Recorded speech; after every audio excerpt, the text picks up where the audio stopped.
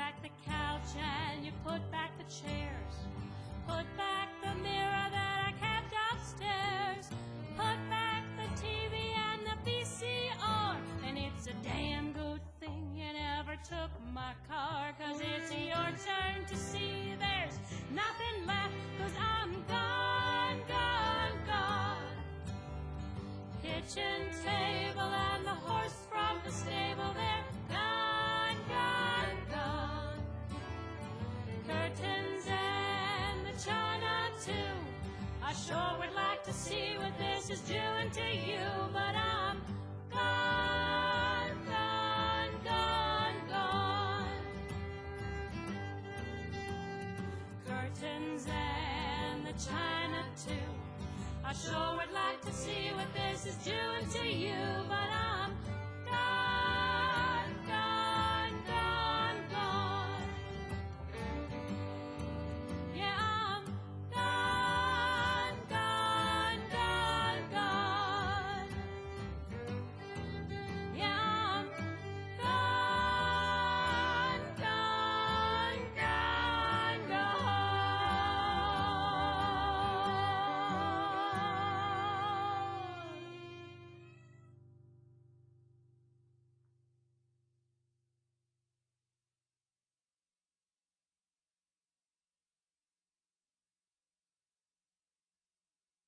Roll in my sweet baby's arms. Roll in my sweet baby's arms. Play around the shack till the mail train comes back, and roll in my sweet baby's arms. Ain't gonna work on the railroad. Ain't gonna work on the farm. Lay down the shack till the mail train comes back, and roll in my sweet baby's arms.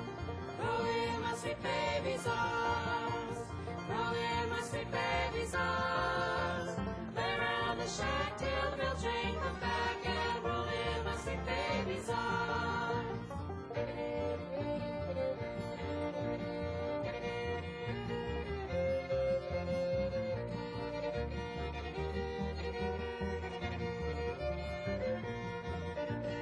Where were you last Friday night? While I was lying in jail, walking the streets with another man, wouldn't even know my man. Roll in my sweet baby's arms. Roll in my sweet baby's arms. Lay around the shack till the mail train comes back, and roll in my sweet baby's arms.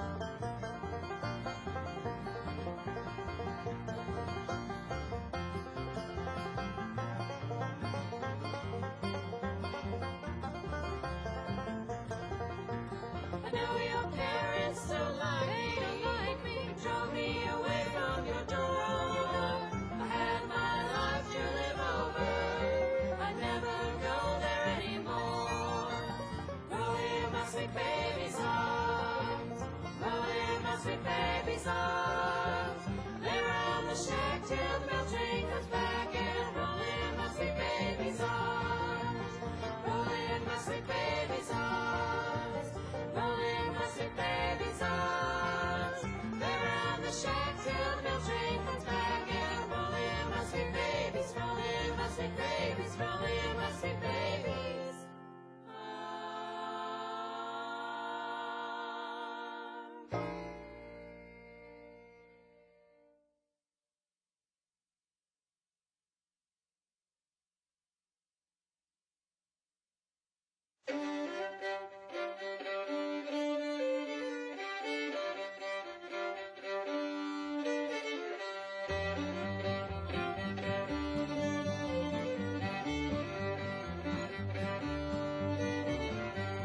Shut up, you got.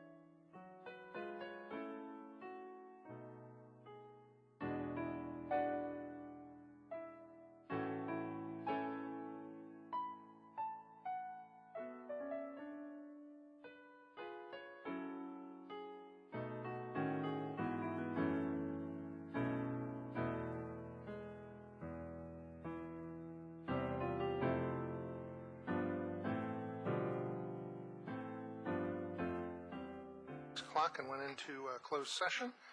And we are now at the point in the meeting where we are at council comments. Do any of my colleagues have any comments? Councilmember Snipper. Yes, thank you. I just wanted to share with the community that the people in Ward 5 are really feeling the loss of Carla Howry, who died a few days ago. She was a very important part of keeping our community organized. She was one of those people that kind of did a lot of behind-the-scenes things. She had a great nose for how to bring people together and get them to work and talk on issues and stuff. And she unfortunately lost a long battle with cancer this week. Councilmember Stevens. Thank you, Mayor. First of all, I just wanted to let the council know that my constituent, Pat Lovelace, is not going to be with us tonight because he's taken ill again. He's still suffering from his many different medical ailments. But I did want to share with the council and the community an example of one of the difficulties that immigrants face here in the United States, and those why that some of the solutions are not so easy.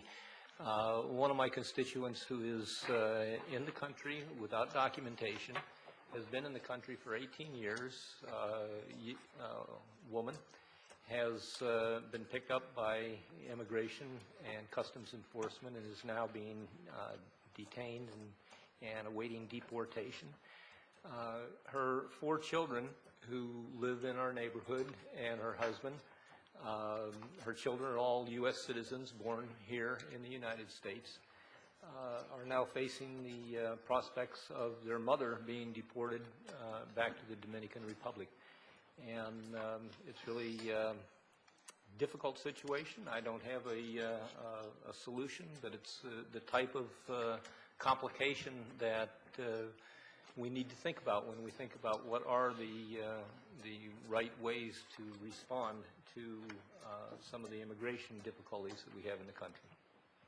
Thank you. Councilmember Robinson. I want to talk about vegetables.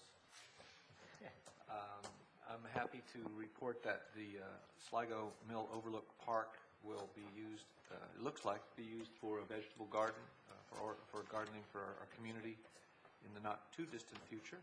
I look forward to that within a couple of months. That's based in part on approval in some hearings that are coming up over the next couple of weeks that Park and Planning is organizing. And I have another constituent who's acting to put in place, I'm sorry I don't have the details right now, but a kind of a vegetarian week for us in Tacoma Park. And we'll have more details as time goes by, but she's gotten a lot of buy-in from the businesses in Old Town and other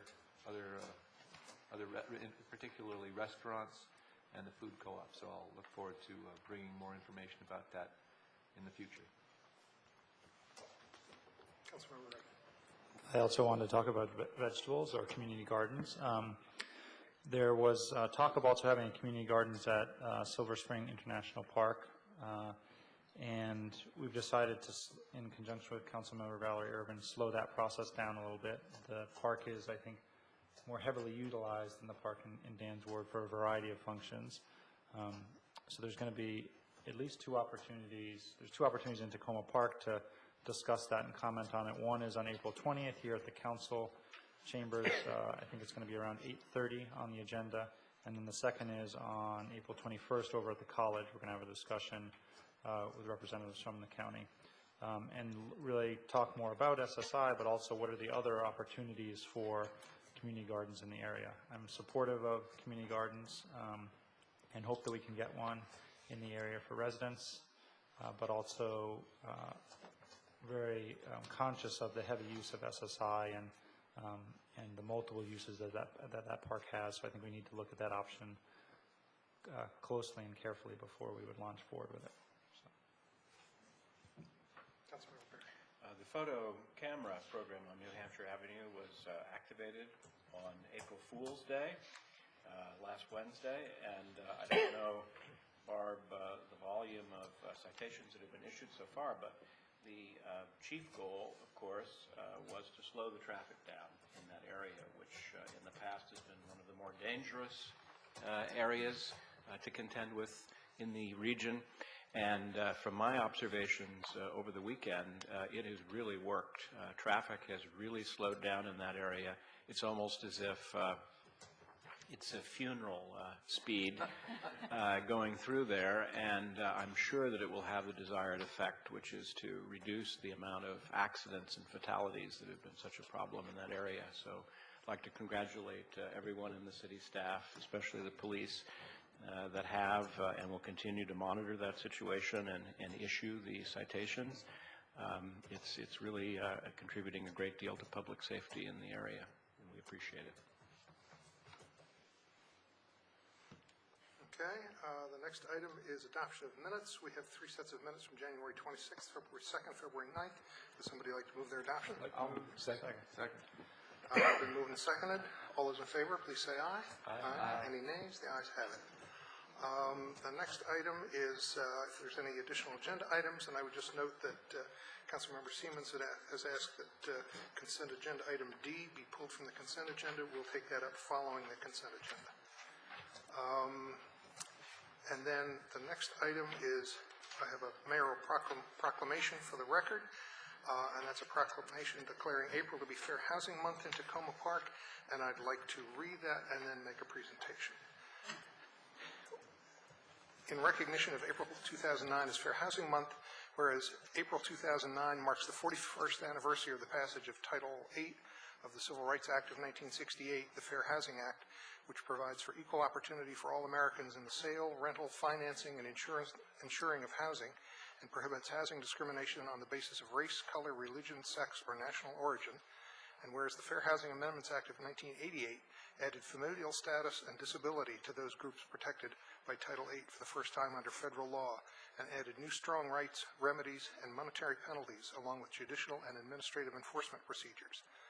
And whereas illegal barriers to equal opportunity in housing, no matter how subtle, that diminish the rights of some of our citizens eventually diminishes the rights of all, and it's the solemn and sworn duty of government at all levels to protect and defend the rights of all its citizens and oppose housing discrimination wherever it occurs, whenever it occurs.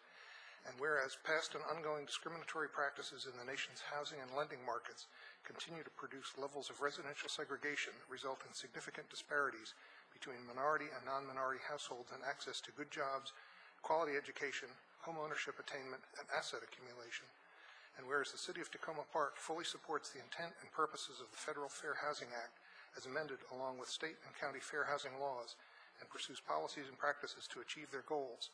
And whereas the City of Tacoma Park acknowledges that the inescapable network of mutuality, as articulated by Dr. Martin Luther King Jr., truly does begin in our communities, and that each of us has a role to play in creating communities that are welcoming, safe, and open to all. Now, therefore, I, Bruce R. Williams, Mayor of the City of Tacoma Park, Maryland, on behalf of the City Council, staff, and residents, hereby proclaim and recognize April 2009 as Fair Housing Month in Tacoma Park, and call upon all residents in our great city to join in this celebration, dated the 6th day of April 2009. And if Moses Wiles would like to come forward.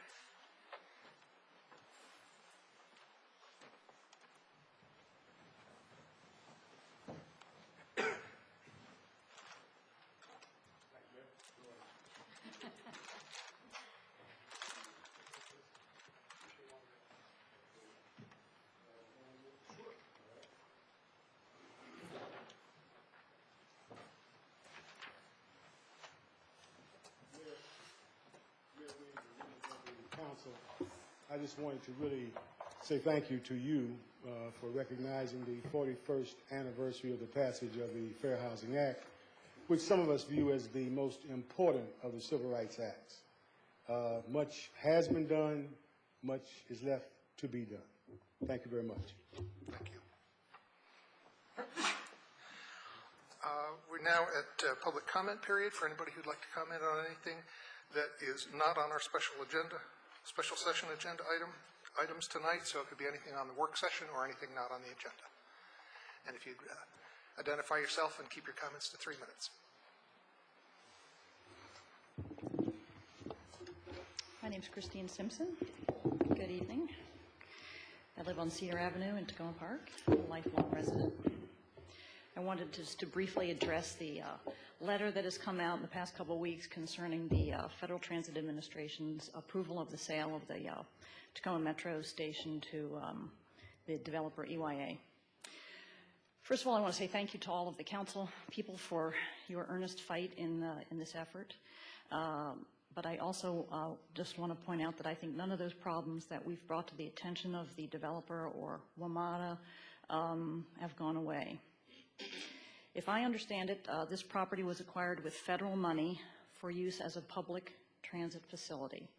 In other words, we federal taxpayers paid for the property. That's why the Federal Transit Administration, in protecting our interests as federal taxpayers, has to approve that deal. There are strings attached to that approval. Basically, there have to be public, not just private, benefits. First, the transit function of the station must be enhanced. And second, a fair share of revenue for public transportation must be obtained. The city has shown through its official filings that this deal does not meet these requirements. A lot of people have agreed with the city. Congressman Chris Van Hollen, State Senator Jamie Raskin, Montgomery County Executive Ike Leggett, Montgomery County Council Member George Leventhal, who's here tonight, Montgomery County Council Member Valerie Irvin, Senators Ben Cardin and Barbara Mikulski, Delegate Heather Mazur, and 54 of 59 people who testified at the WMATA Compact hearing in October of 2006. Yet WMATA has consistently refused to acknowledge the weight of this opposition and to submit evidence of it to the FTA. Even FTA's own Brian Glenn directed that the transcript of that hearing be submitted with FTA's application for approval. But WMATA did not submit it. Instead, WMATA offered to make available the staff report of the hearing. You remember the staff report? Anyone who attended that hearing and who read the staff report knows that it does not accurately represent what was said at the hearing. In its January 12, 2009 letter to FTA, WMATA again misrepresents the level of community input in an attachment called Community Issues Chart. It inexplicably does not mention a letter from Chris Van Hollen, even though it mentions the letters from both Senators Cardin and Mikulski, and it also does not mention other letters from individuals who I know sent in emails and letters. So it's clear to me that WMATA has not provided the FTA with accurate, dependable information on which the FTA can base its decision. So this raises a question. I just have a few more sentences. Has the FTA been able to render a reasoned decision based on this inadequate record? How could it? So what do we, the city of Tacoma Park, do now? I don't think we can walk away. I know it's inconvenient. But this plan proposed by EYA and WMATA still degrades the Tacoma Metro Station as a transit facility and as a community amenity. The way this plan is now, it will not serve your constituents, us, the residents of Tacoma Park, Maryland. Don't let it happen on your watch. I urge you to use the strongest tools at your disposal to continue opposition to the EYA plan. Thank you. Thank you. Anybody else like to make a public comment?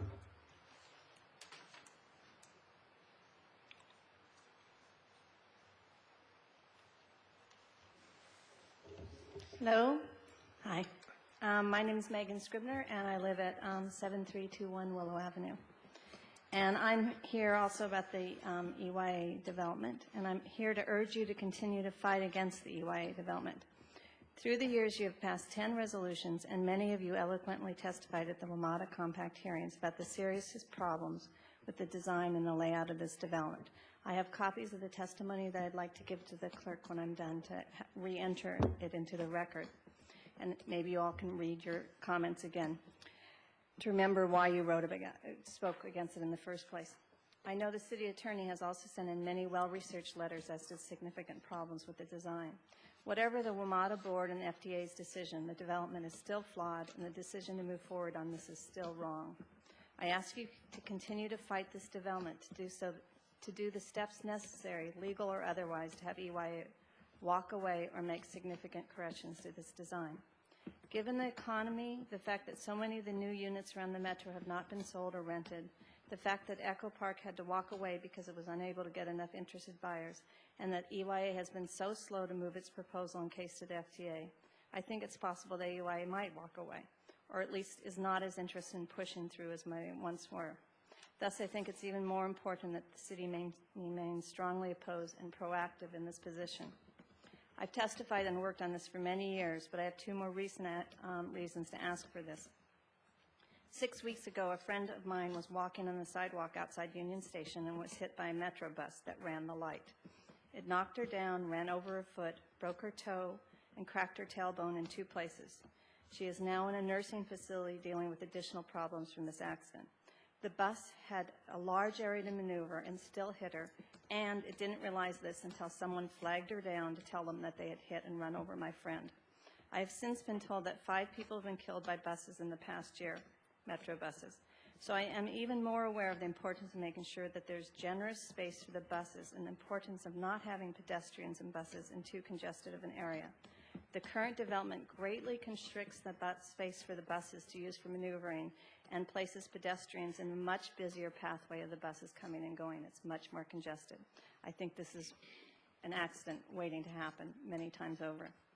Last fall, Chris Simpson and I took out, my other reason is last fall, Chris Simpson and I took the design with its dimensions and our measuring tape and found out exactly what this development means for this area. Even after working on this issue for all these years, I was stunned and appalled by the actual dimensions and the impact of this development on the space. I find it hard to believe that anyone who sees this would be for this development. In fact, I doubt that anyone on the WMATA board or from FDA have actually looked at the site in this way. I know they've seen the maps, I've known they've seen the arguments, but to actually walk it and see it with the measuring tape really brings it to home. I really urge each of you on the council to do this, and I'm happy to walk through it. I have the map, I have the measuring tape. I think you would really it really brings it home what these changes are going to do for the congestion around the plaza entry, what happens with the buffer, the exit onto Eastern, what happens to the congestion on Eastern. I mean, I think like I said, I'd worked on this for many years, and I was just blown away by that. So, and I'm happy to arrange a time with any of you as a group or one by one to do this. I believe if you do this, you'll be even more convinced that this is indeed a bad development and that we will all deeply regret if it is built in this form, especially if it is built knowing that we didn't do everything possible to fight it. So thank you. Thanks for your comments and thanks for your offer. Other public comments? My name's Sabrina Barron. I'm the president of Historic Tacoma, and I have several things I'd like to talk about. First is to echo and support what Chris and Megan have had to say here tonight. I, as an individual and as the head of my organization, have worked on this issue for many years. This design is flawed in so many ways. The WMATA process, it doesn't even deserve to be called a farce. I've never been involved in anything more wrong-headed in my life. And along with Chris and Megan, I would like to encourage you to use every resource that's at your disposal to make sure that the right thing gets done for our community in terms of maintaining our transit facilities and not cave into a developer's bottom line. I want to shift to something I hope is a lot more cheerful. I want to remind everybody that the House and Garden Tour, that's an important annual event here in Tacoma Park, is coming up on the first Sunday in May. That's May the 3rd this year. From 1 to 5 p.m. We have 11 houses in North Tacoma that will be on the tour this year, some of our Victorian gems, so we would like to invite everybody to come out. In something like 35 years, we've never had rain. So, in fact, people even schedule their yard sales on that day because they know we never have rain for the House and Garden Tour. So, everybody come out for the tour, and hopefully we'll have a beautiful day with everything in bloom. I want to thank the council again for the capital improvement grant to help us with our building at 7328 Carroll. I want to thank you very much for the timely turnaround of this agreement and the check, and let you know that our contractor is at work. So things are going forward on this very important renovation and restoration project in our community.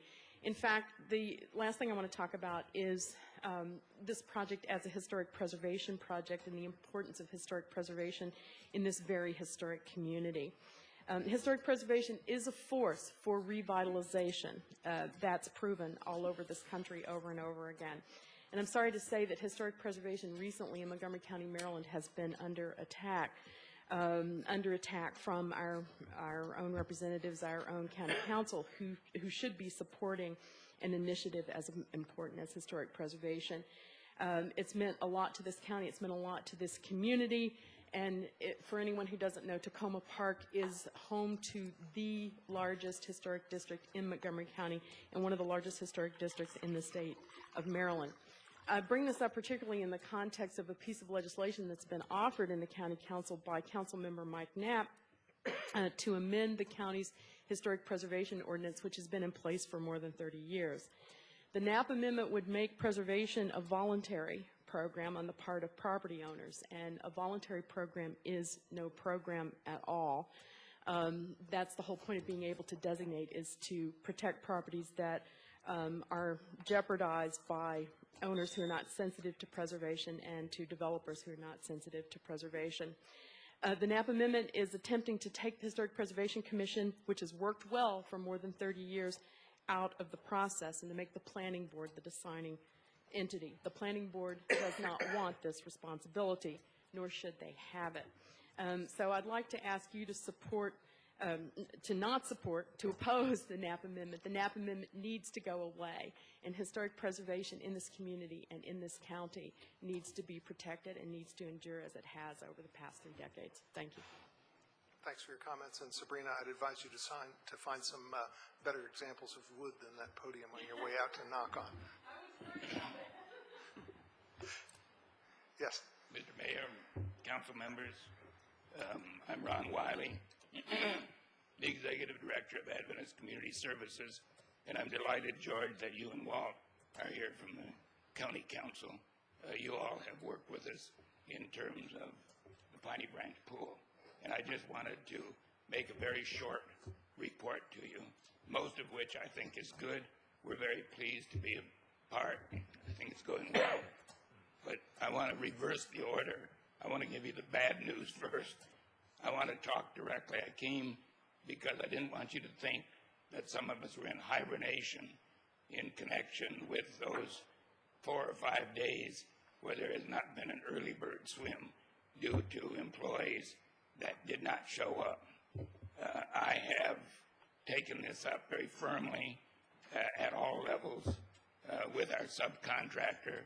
I've dictated, I hope, a courteous but nevertheless no-nonsense firm kind of thing to Mr. Winkler. I admire him and his firm. Generally, we're getting very good feedback in terms of the services they're providing. They have fired 2 of the people that were irresponsible, but as I point out in my letter, we need to put our ideas together, and I've got some to prevent this from having happen. Some of you have been there.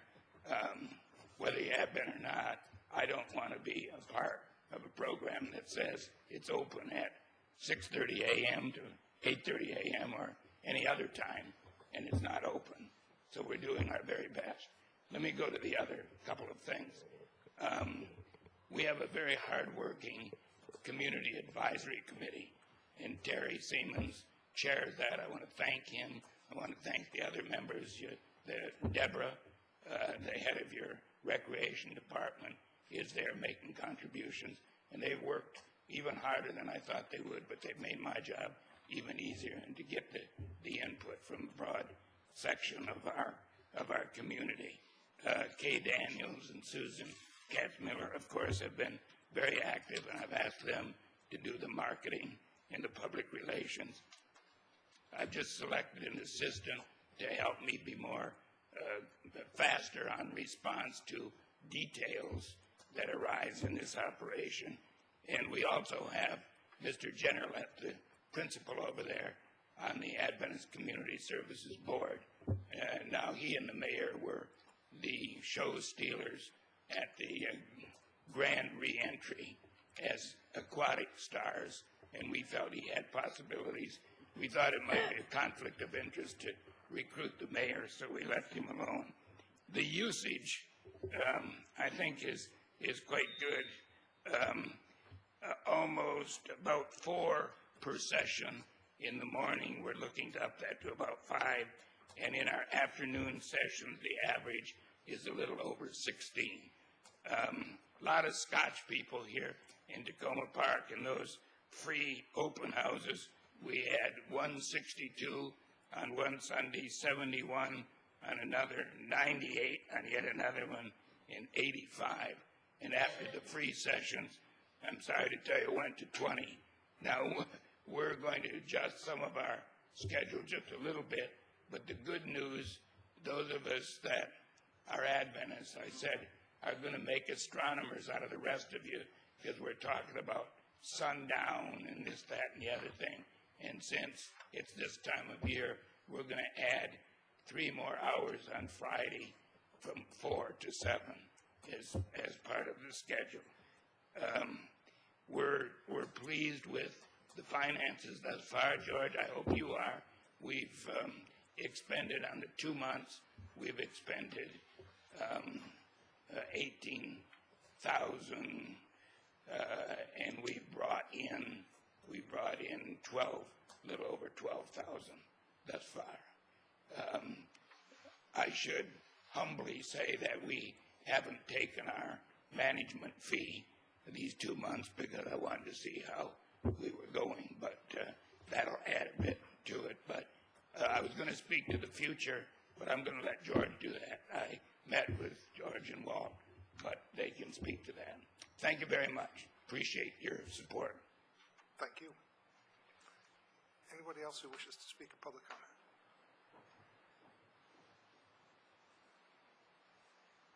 I want to thank the mayor and city council, and particularly Delegate Mazur, for having WSSC here 2 weeks ago.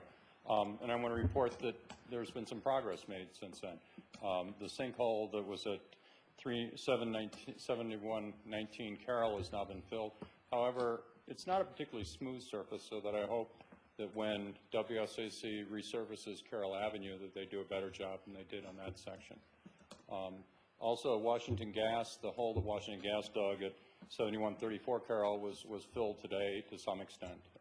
It was left with quite a bit of debris in it before, but miraculous, it was filled today. One thing that I asked the mayor and the city council and public works to do is to look at the work that's done not only on Carroll Avenue but on other sections in Tacoma Park. I ride a bicycle, and I rode up Grand Avenue for the first time and found that that work was not particularly well done, and there is quite a bit of gap between the repair work that was done and the road itself. If I were a homeowner, I wouldn't want that, I'd make that contractor redo the work. And I hope that you serve us in that regard and make certain that the work is done correctly.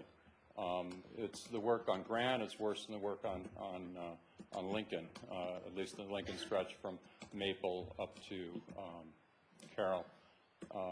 And it would not be, apparently WSSC has to get a permit. I hope that you go and monitor their work, particularly when it's on Tacoma Park streets that we're paying for, and that you check before they leave. You check to make certain that they have done the work properly. Thank you. Thank you. Anybody else? Thank you all. We're going to move on to the next item. I'm going to move the presentation from Councilmember Leventhal ahead of the city manager's comments and the legislative update. So, George, if you'd like to proceed.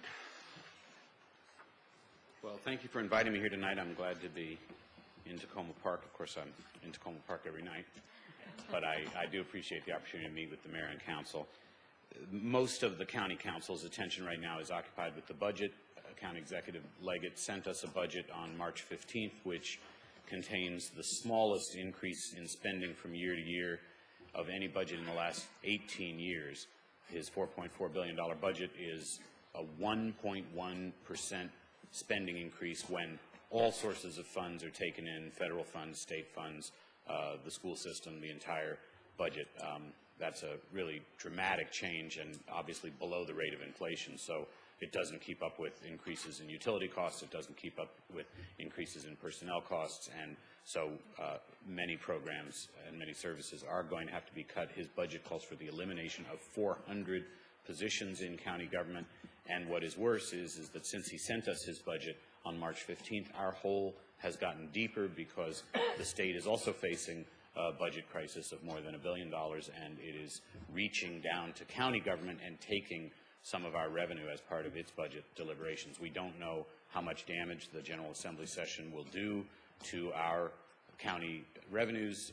It may be as much as $55 million just in terms of a straight taking of revenue that would otherwise go to county government. In addition, our school system and several other school systems in the state are hoping to use federal stimulus dollars to fund the school's operating budget. In order to do that, we need a waiver from the Maryland State Department of Education for the maintenance of effort requirement, which would otherwise require that we keep spending constant plus an inflation adjustment. We don't know whether or not we will get this maintenance of effort waiver from the State Department of Education. If we don't, we might have to cut the school budget by another $75 million.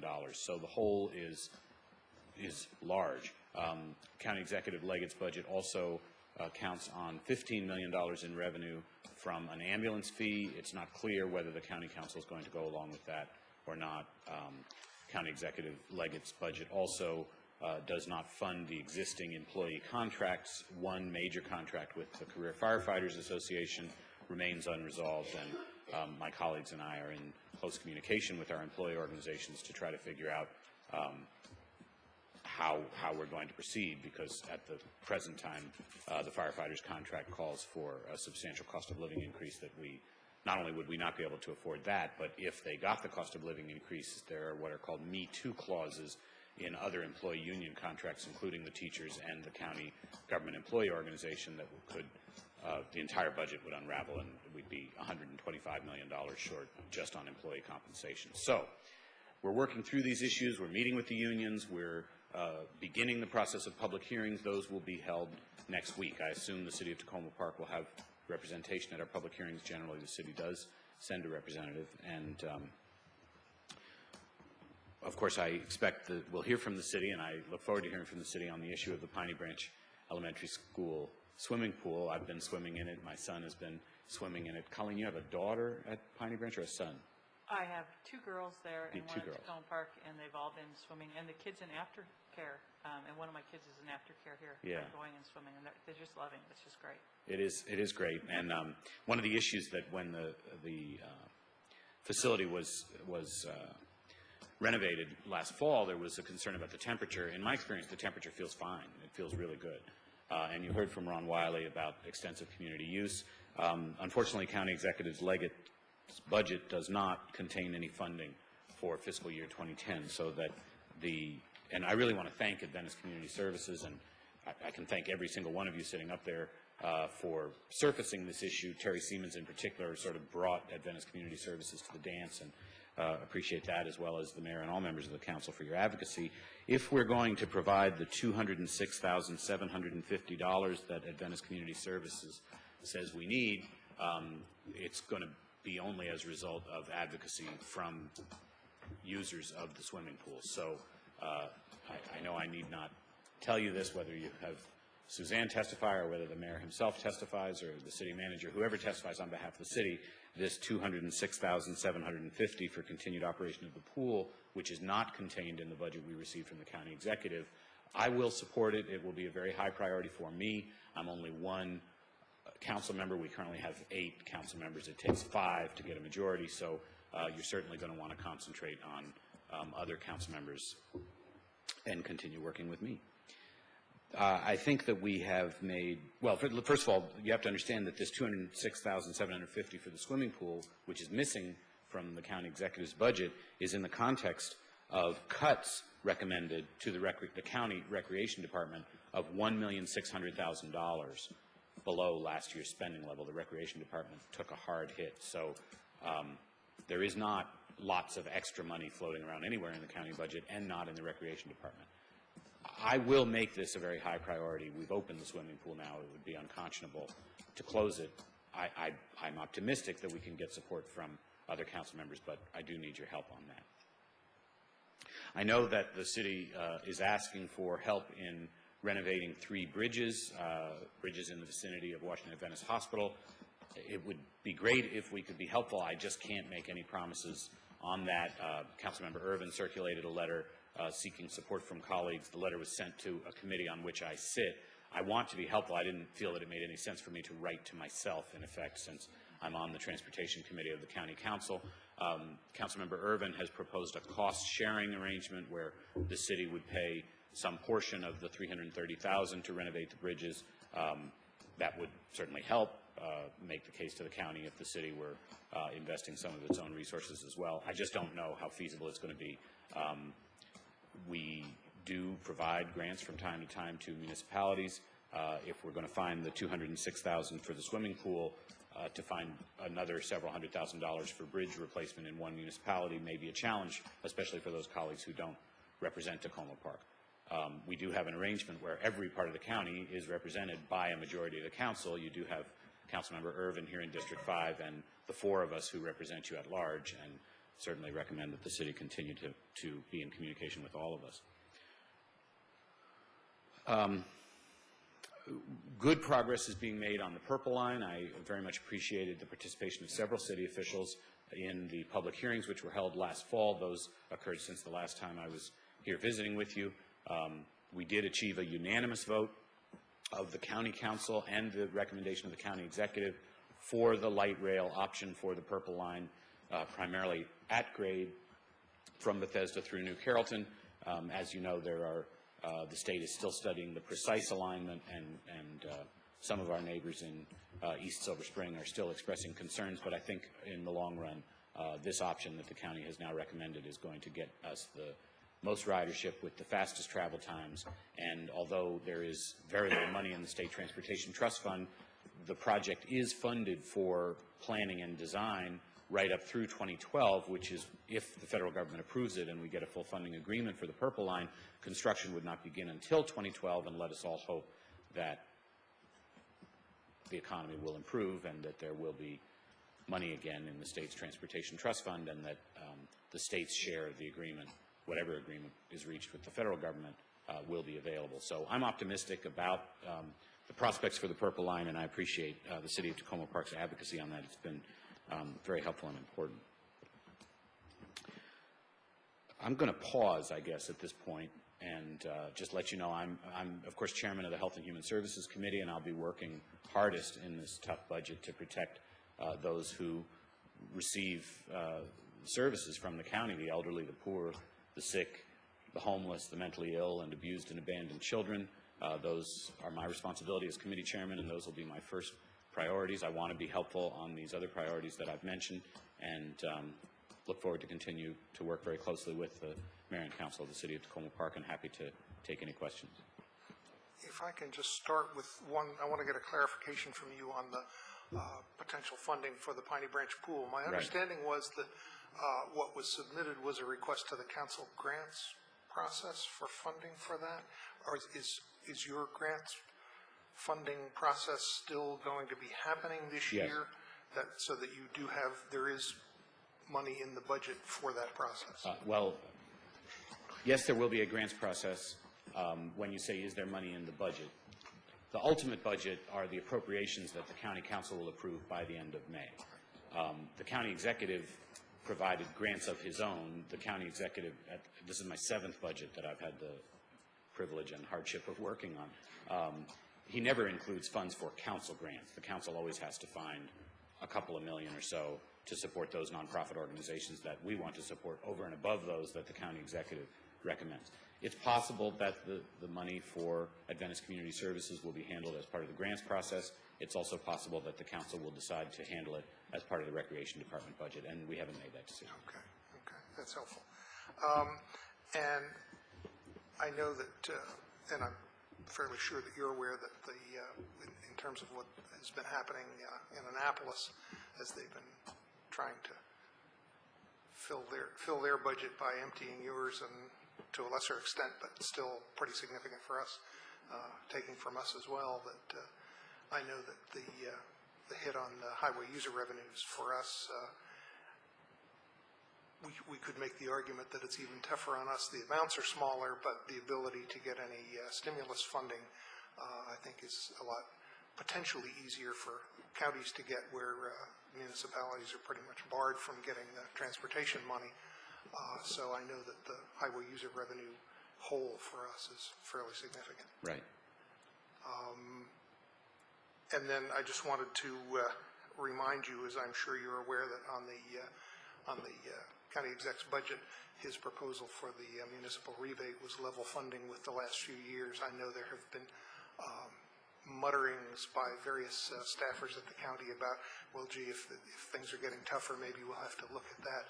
But reminding everybody that what's supposed to be addressed in the rebates is for monies from 2 years ago, so that as the county, just like all of us, heads into tougher times this year, that rebate money is really, if the process were agreed upon and fixed and in place, it would be looking at what the county expenditures were 2 Right. fiscal years ago. Well, that would not be the first place I would look for savings. I don't think that's a real target.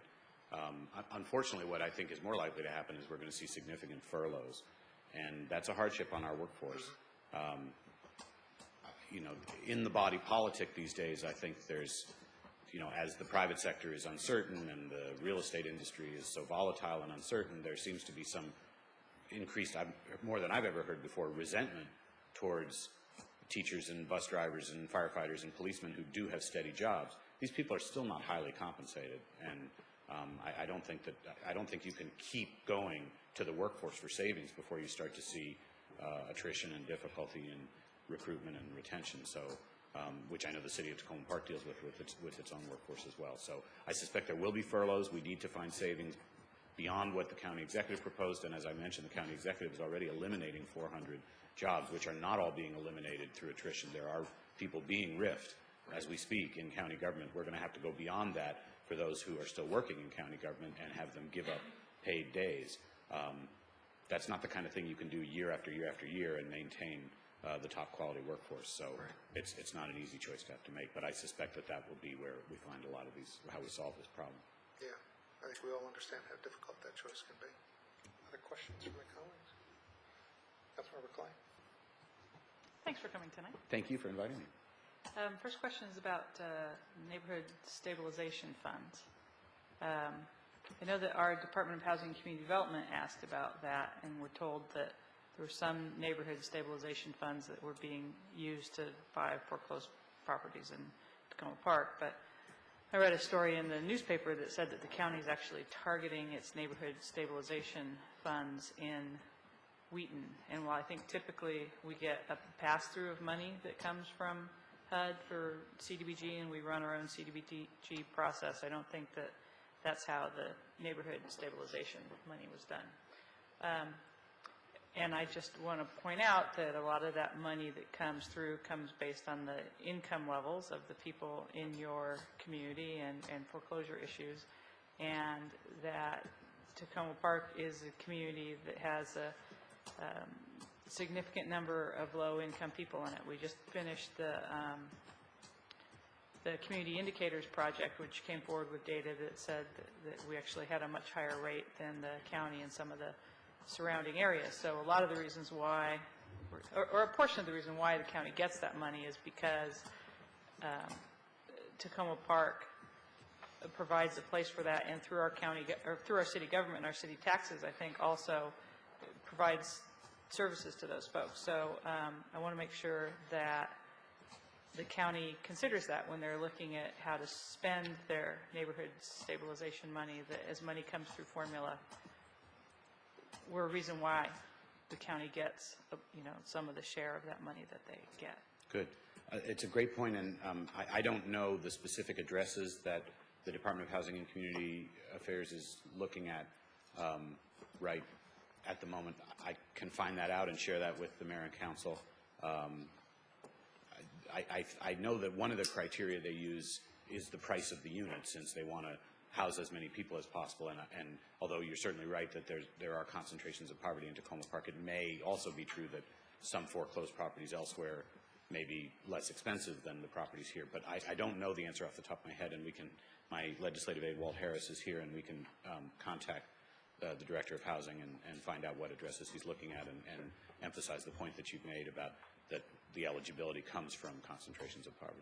Right. Well, and I think the other thing is that it's about neighborhood stabilization. So I understand that the county's trying to decide how it can purchase properties and rent them, and they're using it as a housing project, but it's a neighborhood stabilization process. So I would, even though I think that's a great goal, and I appreciate that and support it, its first purpose is to stabilize neighborhoods so you don't get a cascade effect of foreclosures. And I think that there is one area in our community that is seeing a fair number of foreclosures. So, well, I'm watching that very carefully, and if you know of specific addresses that have been foreclosed on, I'd like to monitor what happens to them, both from the standpoint of whether the county acquires them, but also how long they remain unoccupied and what condition they're in. If they're boarded up, that's a blight on the neighborhood. So, please feel free to stay in close touch with me with the specific addresses, and I really want to monitor carefully what happens with those. We've been doing that with several addresses around the county. okay. The second thing is about the pool, so I'm glad Mr. Wiley is here. Does the county operate any other pools by grant? No. Does the county have a process to ensure that the operations meet state or county requirements? I have to say the answer to that would be yes. I mean, the health department has to inspect it, and the requirements are both in the COMAR and in the local regulations. So, I mean, it could not have opened if it had not been inspected by the health department. But the Tacoma Park pool is now unique because the recreation department is not maintaining it itself. And what we were told, I think you were there, Colleen, when we met with the rec department, was that the plan is that all aquatic facilities in the county must be self-supporting. So the Tacoma Park pool is unique both insofar as it's being operated by an outside contractor, only pool in the county being operated that way, but also it's being subsidized. It isn't yet supporting itself, although I thought that the numbers that Ron shared with us for the first couple of months of operation are very promising, and I hope we can continue that progress. Lots of people are there. I hear people talking about it in the street, which is really fascinating to me, so I stop and listen to somebody else's conversation when they start talking about the pool. It's good, and I've been there, and I've seen my kids swim. I have two kids at Piney Branch who are swimming, who are thrilled that the pool is reopened. I have a kid who's in first grade who hopes that the pool will still be open when she gets to third and fourth grade. Right. There are a couple of aspects of the pool which I think are challenging. The pool has those two slides, which the kids totally love.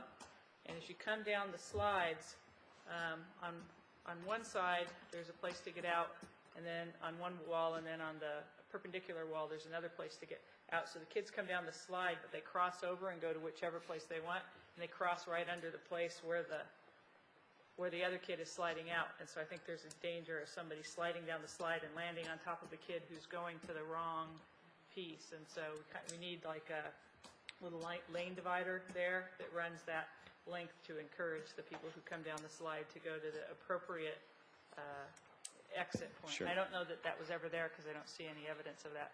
And the other thing is that I see Ron is taking notes on that. So good. It's really important. I was a lifeguard for a while. It's really important that the lifeguard sit in the lifeguard chair in the center of the pool, because there are, if you're sitting on the long side of the pool and you're sitting in the center, there's all the kids playing in the shallow end who are the ones who are not as great as swimmers. And then you got the kids who are coming down the slides who are better swimmers, and you got the lap people on the far side. If you're not sitting up there, you can't see the bottom of the entire pool.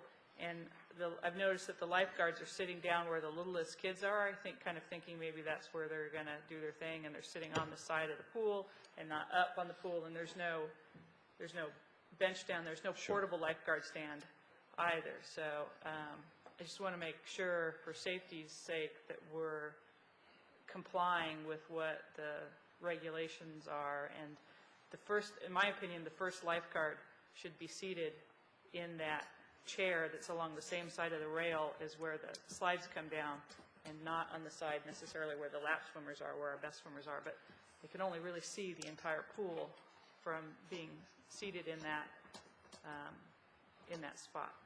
Okay. Other than that, I think the pool is a huge success, and I think for lack of $205,000, it would really be a shame to let it go again another year. And so, Well, I completely agree. It's a very high priority for me, and I'll do everything I can to get second-year funding. But as I said earlier, I'm only one council member, so you got to let my colleagues hear from you too. Thank you. Councilmember Robinson. Hi, welcome. Thank you, Dan. We had, we've heard about the troubles at the county level and some notions of structural changes in the county, taking redundant programs or areas and trying to consolidate them or give them another look, trying to look kind of underneath structurally how one department might interact with another. Do you have any thoughts on that or information that can help us understand what's going on? To be candid with you, I don't think a lot of restructuring is going on. I'll tell you what is going on. There is a proposal to merge recreation programs. Some are operated now by the Parks Department in Park and Planning. Others are operated by our Recreation Department in county government.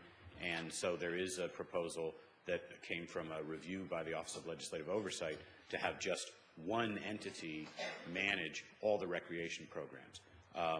That's under discussion by the Planning, Housing, and Economic Development Committee. The Parks Department got very nervous and defensive about it and started sending out blast emails, sort of evoking a lot of anxiety, and so we've been getting a lot of those emails. I don't think there's any reason to worry that environmental stewardship would suffer if volleyball leagues or chess clubs were managed all in one place. I think that a lot of the emails that I got were a little bit off the mark on that proposal.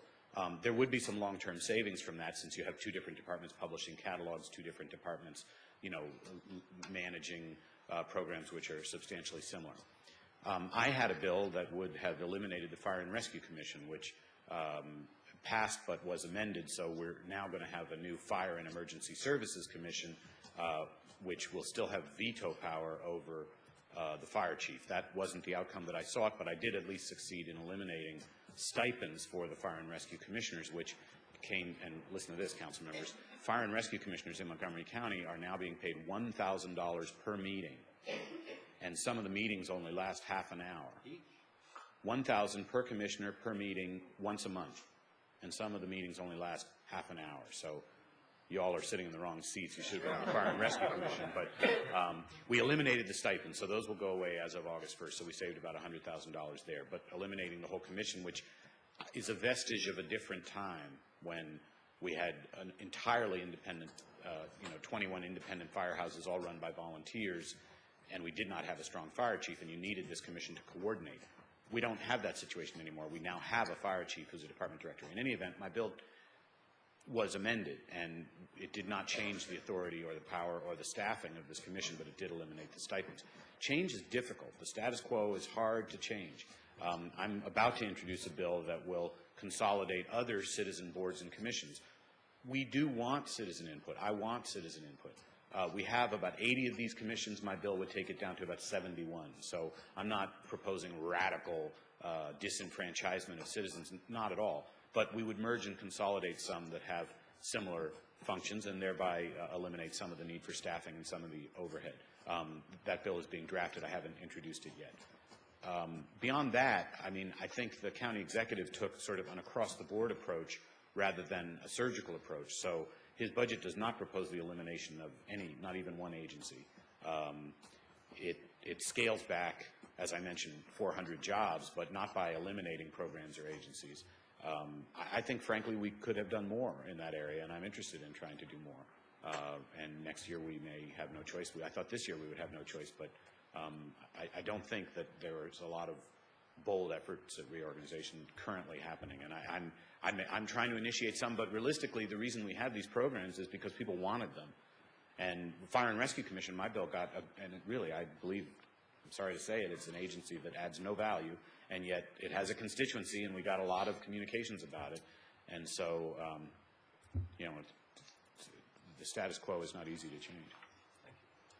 Councilmember Wright. Thank you for being here with us and with our Thank you, citizens. Two things I wanted to touch on. One was I wanted to know, related to the bridge, when we came to the Transportation Subcommittee, there was some talk about the federal stimulus money to repair the bridges. And yes, we would have to meet federal guidelines, but that way neither the county nor the city would have to end up putting their share in. So I was wondering if you'd heard about anything more about that, or if you could check into that for us. I'd be very happy to check into it if that's an approach the city is amenable to with the additional width and the federal standards. I'll be of whatever help you may require. I can set up meetings either with our county Department of Transportation or try and make contact at the federal level. I could be of assistance with Congressman Gunn-Holland or anything you like. That would certainly be good for both of us. Okay, so. great. Yeah, it's been our intent all along to meet federal standards. Right, okay. Well, that may be the answer to the problem, and I'd love to be of assistance in facilitating that. Great. Then the second question has to do with the ambulance charge, because I know it's a complex issue, so I'd love to hear your opinion on it, but it does seem like at first people hear it and they think, oh, it means I'm going to get charged for if I have to end up going in an ambulance. But when you investigate it more, my understanding is that most of the time insurance would be paying for it. So I wanted to hear sort of, I know you know quite a bit about these types of subjects, so I want to hear your perspective on it and what your opinion is about the possibility of the charge, whether you support it or... Right, okay. Well, it's an unfortunately named proposal. I wish it never had been described as the ambulance fee, because you're absolutely right. People think they're going to have to pay a fee. If you are a Montgomery County resident and you have health insurance, it will be billed directly to your health insurance, just as a similar charge is billed in Prince George's County, in the District of Columbia, in Fairfax County, in Frederick County. And there is no copay, and if you have insurance, you don't pay at all. If you don't have insurance and you're a Montgomery County resident, you can sign a form at the hospital stating that you are uninsured and you will not be billed and there will be no charge to you. So the county residents will not pay for the ambulance fee out of their pockets. I think there are potential concerns. I understand some have said, well, nothing's free. Nothing in life is free. There's no free lunch. And if the insurance companies pay it, everyone's insurance premiums will go up. I can't refute that. I can't prove it. Other jurisdictions are doing it, and what we've been told is that the cost structure, if you work in D.C., which several of you do, it's not clear whether your health insurer, it's not likely that your health insurer is billing you a lower premium than the guy in the cubicle next door to you just because you live in Montgomery County and the guy in the cubicle next door lives in the District of Columbia. It's likely you're paying the same premium, but in the District of Columbia, the insurance company is picking up the cost of the ambulance service charge, and in Montgomery County, the insurance company is not. There are some issues of equity, and one significant issue of equity is that if you are uninsured and you come from another jurisdiction, which here in Tacoma Park, we're right on the D.C. line, we're right on the Prince George's County line, there would be a charge. Montgomery County would bill an individual who, came here from a quarter mile away in Chillum or came here from a few blocks away in Ward 4 D.C. and had an accident or a heart attack or something, and a bill would go to that individual. And that does concern me. It is the case in other jurisdictions. If you have a heart attack in Prince George's County and an ambulance takes you to the hospital, you're going to get an ambulance fee, and the same thing in the District of Columbia. I understand that because of the misunderstanding about whether individuals have to pay out of pocket, there is concern about whether the existence of the ambulance service charge is going to be a disincentive for individuals to call an ambulance. And I do understand that. Again, I can't refute it. I can't prove it either way. The District of Columbia, Frederick County, Fairfax County, Prince George's County say that since they implemented their service charge, there has been no drop-off in calls for EMS. We'll never know about the calls that weren't made. And so the volunteer firefighters are mounting a very vigorous campaign against this, saying that it's a threat to public safety and that people won't call an ambulance. My own sense is, having recently had a catastrophic accident, I didn't really have the luxury of whether or not to call an ambulance. The ambulance came and got me. And my own sense is that if my dad, God bless him, who's in good health tonight, were to have a heart attack, a $300 charge would not dissuade me from getting care for my dad, even if he were out of county. And if he were in county, he wouldn't pay anything. So I'm trying to weigh these equities. I'm trying to weigh the costs and the benefits. And I've come to the conclusion that if it comes to a vote, I will vote for the ambulance service charge. Thank you for explaining that. Councilmember Snipper. Hi, George. Excuse me. Thank you for coming tonight. Thank It's you. really helpful when county council members come and chat with us. It is amazing. get a lot of information, and you get an opportunity to hear our concerns. I just want to reinforce a couple of concerns that other folks have expressed. One is, I too have really enjoyed the pool. I've always liked swimming, and it's been a disincentive to try to go to some other pool. My kids have liked the pool as well. Years ago, we used it a lot, and we're trying to slowly gear up. And I think that's what you were alluding to earlier, is that I think the usage numbers are very promising for the first few months, that it will take a while as people have to change their habits and get used to coming to the pool. I do hope that we can work out continued funding for it. It really would be, I agree with you thoroughly, it would be a terrible shame to then just close it. The same thing with the bridges. I think we really do need to find a way to repair or fix those bridges. We don't want to have some accident where the bridges collapse. Two other things. One is I think the cuts on ride-on are going to be very painful. I think, on the other hand, that at least what I have read, they're being done in as sensible a manner as is possible, given the circumstances. Tacoma Park has suggested some tweaks, and I applaud the Department of Transportation listening to public comment for those tweaks, because I do think that riders should have a say in trying to fine-tune this stuff, and I urge you to keep on top of it, because a lot of our low-income folks are really dependent on the transportation, particularly here in Tacoma Park. Absolutely. Heavy transportation user.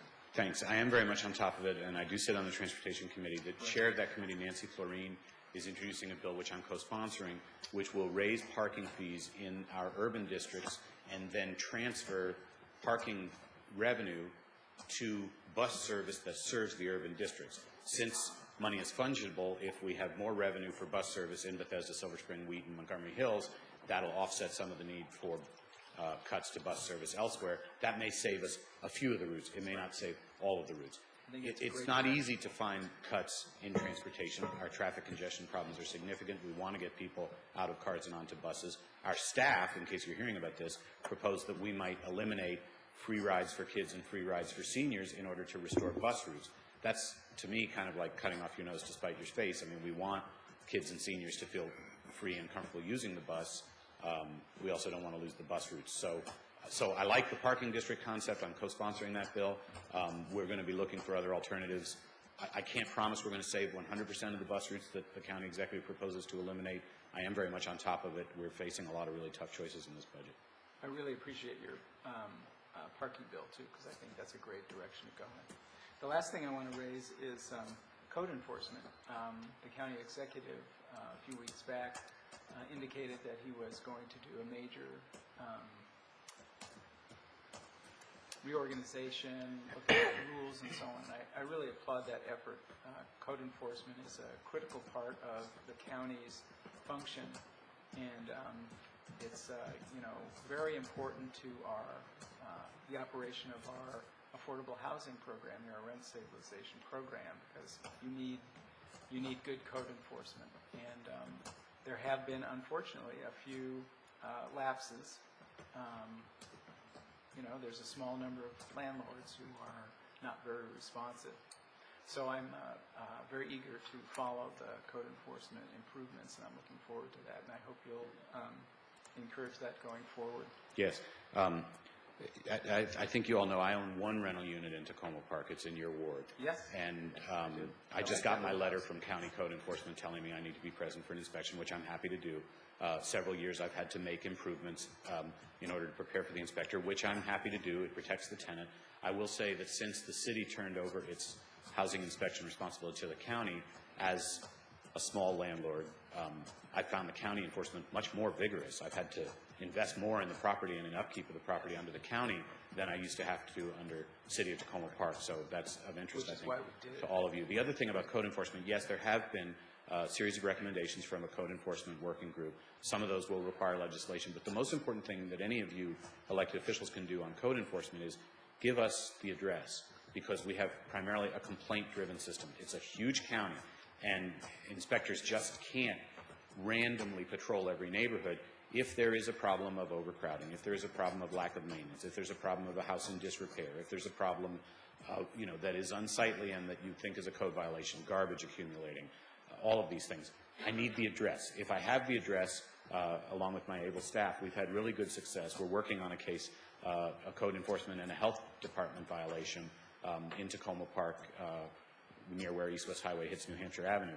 If we have the address, we'll go to work for you. And because it's complaint driven, and when a council member, as you all know, call, we can usually get a response. But general complaints of, oh, my neighborhood is just ruined and the neighbors don't have good upkeep and they park on the lawn and they break the law, general complaints I can't do anything about. Give me an address, number, street name, and we can report it and try and get something done about it. Thank you very much for that. And if I can just add a quick comment, I agree with your characterization on the current status of the abilities of the enforcement by the code enforcement.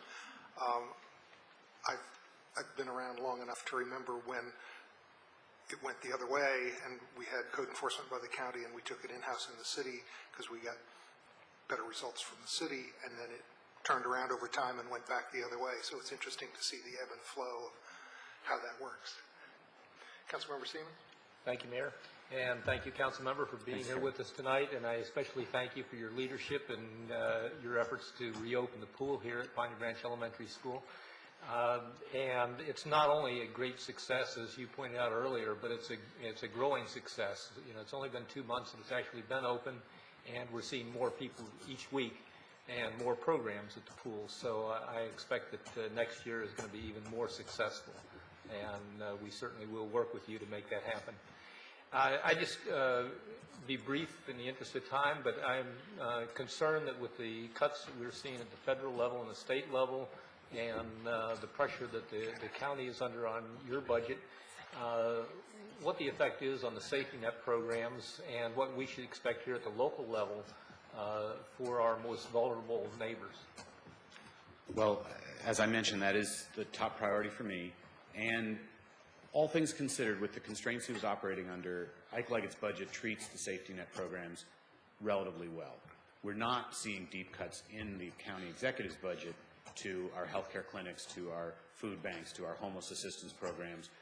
They're being generally held constant, which is pretty good. I mean, there are a few nicks here and there and a few consolidations and a few program reductions, but basically the safety net is well treated. And beyond that, I had lunch today with one of Ike's best appointees, our Director of Health and Human Services, Uma Alawalia, and she has launched something called the Neighborhood Safety Net Initiative, which is bringing together many players in the religious community and in a variety of social services agencies and nonprofit organizations like Impact Silver Spring, who are literally going door to door in high need areas. We have 5 zip codes where of the areas of highest need, which include Tacoma Park, Long Branch, East Silver Spring, Germantown, Gaithersburg, and Wheaton. And in those areas, we have volunteers and county staff reaching out in the multifamily buildings in a door-to-door level to find out what people's needs are and whether they're getting access to food, clothing, health care, mental health care, all the needs that may be out there. And there's no question that in a time of economic crisis, the demands on health and human services are linked, so that as you see the jobless rate increase and you see more people visiting our workforce training unit in Montgomery County, where incidentally we're seeing more college graduates than we've ever seen before, you also see calls to the suicide hotline go up. So all of these things are connected, and I know Ron Wiley knows that. So we're keeping a close eye on that, and fortunately I think both with the executive and with the council there's a high sensitivity to those needs.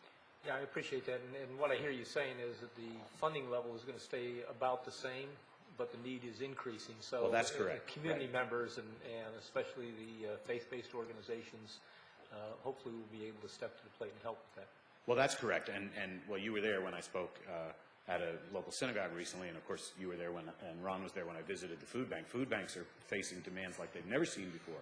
And so all of you who attend a church or a synagogue or a mosque or a temple, at the synagogue that I spoke at, they have mitzvah day once a year, and then during the high holy days they do food collection, so that's 3 times a year.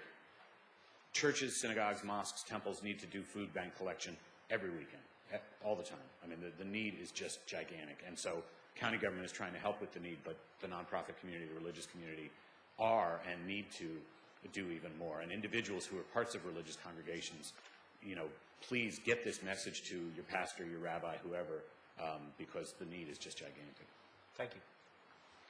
Councilmember Berry. George, good evening. Thanks so much for coming. Thanks, Doug. A couple of months ago, the county executive announced a policy concerning immigrants that are arrested by the police and the extent to which their immigration status would be inquired.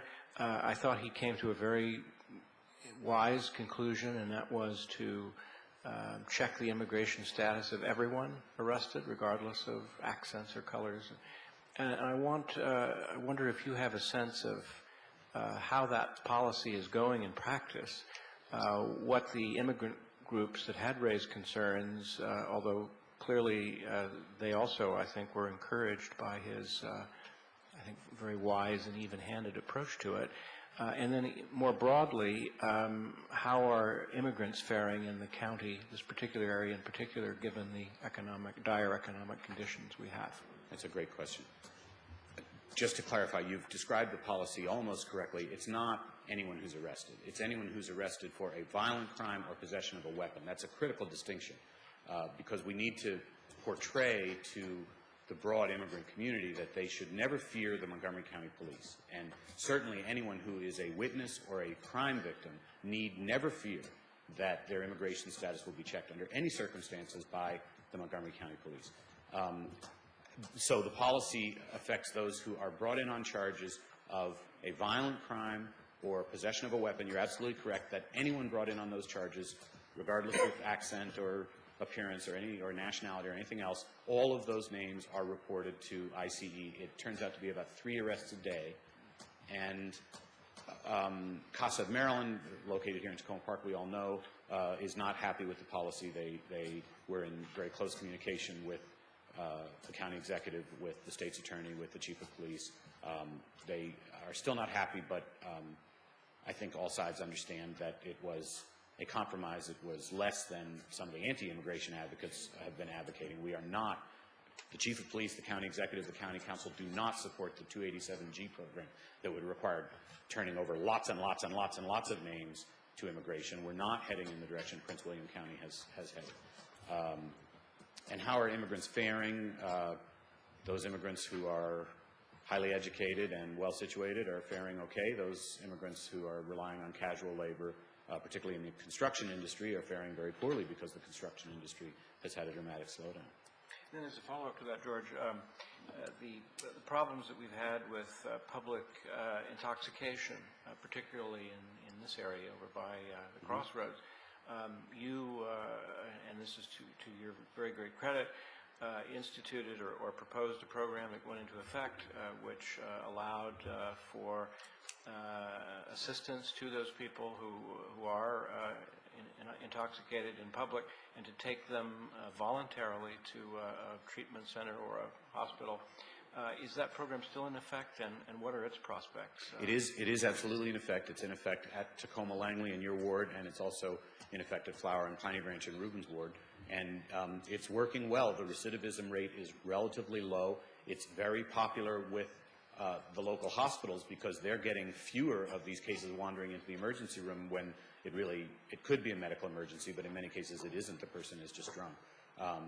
We are providing access to counseling. We are providing access to addiction services. And so, I mean, obviously public inebriation is still a problem, but the feedback that I'm getting from the police who don't like to have to handle these cases, because what we do with the Inebriate Initiative, which thank you for the credit, I did get it included in the budget, has, frankly, lower paid staff, younger people with an interest in social work and casework who are interacting with these individuals and developing relationships with them and getting them out of, in many, many cases, getting them out of the high-risk activity and getting them out of the public eye. From time to time, you still see public inebriation. We don't have a real good reporting mechanism to say exactly how many incidents there are because they have to be witnessed, but of those who are being brought in, we do keep track, and as I say, the recidivism rate has been relatively low. We think it's a successful program. Wheaton really wants it. We haven't added Wheaton yet. I'd like to be able to. I believe in the program. I think it's a great model. I don't think we're going to be able to add Wheaton in this year's budget, but we are going to keep it in Long Branch and in Tacoma Langley. Thank you. Thanks very much, George, for your willingness to come and speak with us. And it's, I think, a real helpful thing to do a couple times a year. And you know that we'll be happy to have you back. And if for some reason you feel like we haven't invited you back soon enough, you're always welcome to call up and say, I'd love to come, and, you know, I'll be there next week. Anytime you want to come. Terrific. We'd be happy to have you, you know, brief remarks, more in-depth, whatever works, and for the mutual benefit of all of us and all of our constituents. Well, for some reason, I feel very much at home in the city of Tacoma. So thanks a lot, and thank you all for your service. I know it's you have to put up with a lot, and that's why they pay you the big bucks. So thanks for what you're doing. Thanks a lot. City managers, comments? Do you have anything? Nothing to report this evening. And any legislative update? I was going to defer to Suzanne, but I think she's otherwise engaged. Did you have anything on the legislative front that you wanted to report? Okay. Next week. Okay. Then we will move to our special session with a resolution regarding proposed ride-on route changes. And it looks like Deputy Manager Suzanne Ludlow will give us a... I'm going to keep it brief for my voice as well as for the little late starting time here. About a year ago, the Transportation Committee of the Power Senior Association came before you to ask for your support in their efforts to obtain public bus service to connect their building at 7051 Carroll Avenue, Victory Towers, to this building, and also to the pool next door. The City Council subsequently adopted Resolution 2008-46, their copy attached, and we worked pretty hard with the ride-on bus staff and with Victory Tower to investigate a number of different options. At the same time, Ride-On was asked to make some cuts as part of the cuts that were taken by all the different counties given the economy.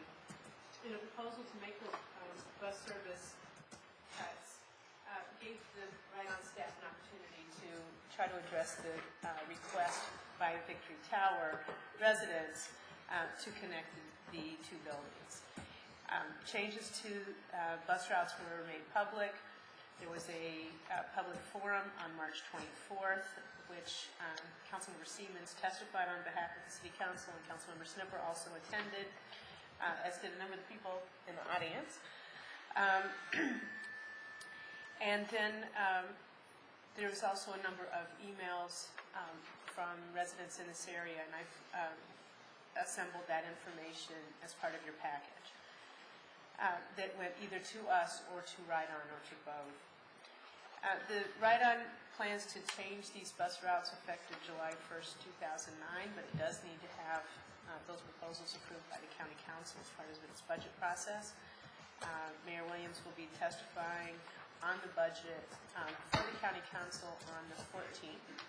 And so some of the comments that may come out of the resolution today could be part of the testimony to the County Council.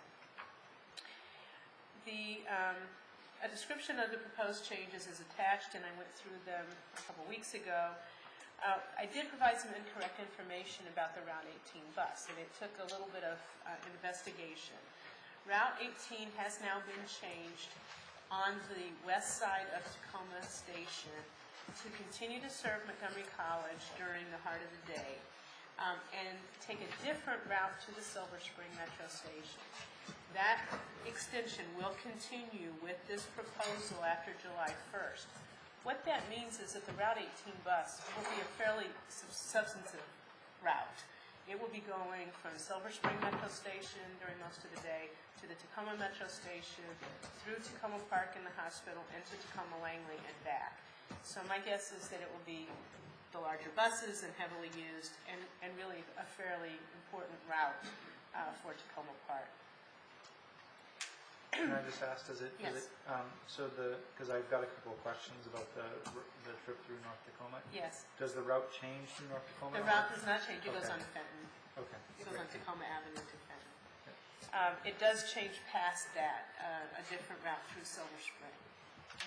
And I think I did print up a copy of the new route of Sunset. Because before we had information, we thought it was going to get discontinued, right? Not That's go right, west at all. that's right. And what happened was that they did change that route, but it was effective as of this past Monday. Yes, I'm sorry. But we thought the change was going to be. That's today. We thought the change was going to be for it to stop. That's right, and that Okay. did not take place. They changed it in a different way. The other thing that is an important clarification is that Route 18 currently does not run on Sundays. After July 1st, it would run 7 days a week. So one of the things that some of the Victory Tower folks were concerned about was getting to the pool on Sundays, and the Route 18 bus would be able to get there if the pool were open.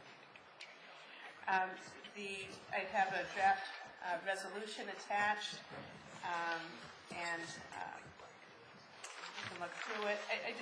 Let me go back. There was a couple comments that we received by email that I just want to share some of a couple trends. There are several people, a number of people who on Maple Avenue in this segment who are very concerned that the Route 25 bus will be only in rush hour and that they won't have adequate bus service. We don't know the schedule for sure of the Route 18 bus, but it certainly will be throughout the day, fairly well used, and it will accommodate those people. And people are just, they're used to riding Route 25, and the idea that there might be a different bus that would get them to the Tacoma Metro hasn't sunk in yet. There was also some concern about folks on Carroll Avenue, where either where the Route 18 bus would no longer go between Philadelphia and the hospital, on Philadelphia and Flower on Carroll Avenue, or further north on Carroll, where they're concerned that the bus will be too crowded and be a little bit more difficult for them. On the segment, though, of course, between on Carroll Avenue, between Philadelphia and Flower, both routes 12 and 13 will continue to serve that segment. There's concern about two-way traffic of Route 25 on Houston Avenue, that would be very tight. I think everybody thinks that will be a difficult situation. But on the other hand, I mean, I know when I pass the Route 25 bus on Houston Avenue, one person stops at an intersection and lets the bus go by. So there are ways to handle that. And I don't know if the council takes a position on that, but that has been something that a person raised. There's also concern that for the segment of Maple Avenue between Philadelphia and Carroll, that larger buses are not wanted, and we've certainly heard that for many years. So those were the comments that we received in addition to the comments that were at the public forum. Yes. I just wanted to point out that there were several residents of Maple Avenue who put together a petition that was sent off to the county. They gathered several hundred names, signatures, and it was a pretty simple petition. It was just that we're very dependent on bus and public transportation, and please don't cut that during these difficult economic times because we can't afford an alternative. Thank you. And if I can get a copy of that for the file, that'd be very helpful. Okay. One of the things the two council members and I that were at the public forum, I think, I know I was moved by a number of the statements that persons said in testifying to ride on both from Tacoma Park and then through subsequent routes in other areas about the importance of public transportation to people who otherwise aren't independent. And it really was I think, a very strong statement about the importance of public transportation, not just to get to and from work, but to actually have a sense of independence in their lives and a sense of control. And, it's certainly, I was pleased to hear Councilmember Leventhal talking about a different way to fund ride-on so that there wouldn't be quite as severe cuts. It was, like I said, quite moving at the public forum. That's all I have to say. I don't know if people have comments on the actual text of the draft resolution. Councilmember Wright, followed by Councilmember Simmons. I just would like if we could add a clause to the resolve clause, section that basically says, be it further resolved that the Council of the City of Tacoma Park further urges Montgomery County to expand ride-on service as the county's future revenue situation improves. There's many areas within Tacoma Park. As we saw from one of the maps we saw, I think last week or the week before, particularly over, I think, in Dan's ward and Colleen's ward, where there's large swaths of space where there's no service at all. That's right. Other comments? Would somebody like to introduce the resolution?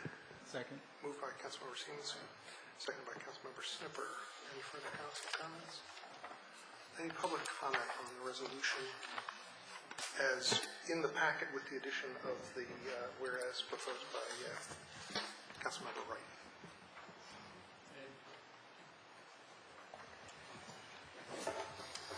Yes, I am Colleen DePaul, a 10-year resident of Victory Tower on Carroll Avenue.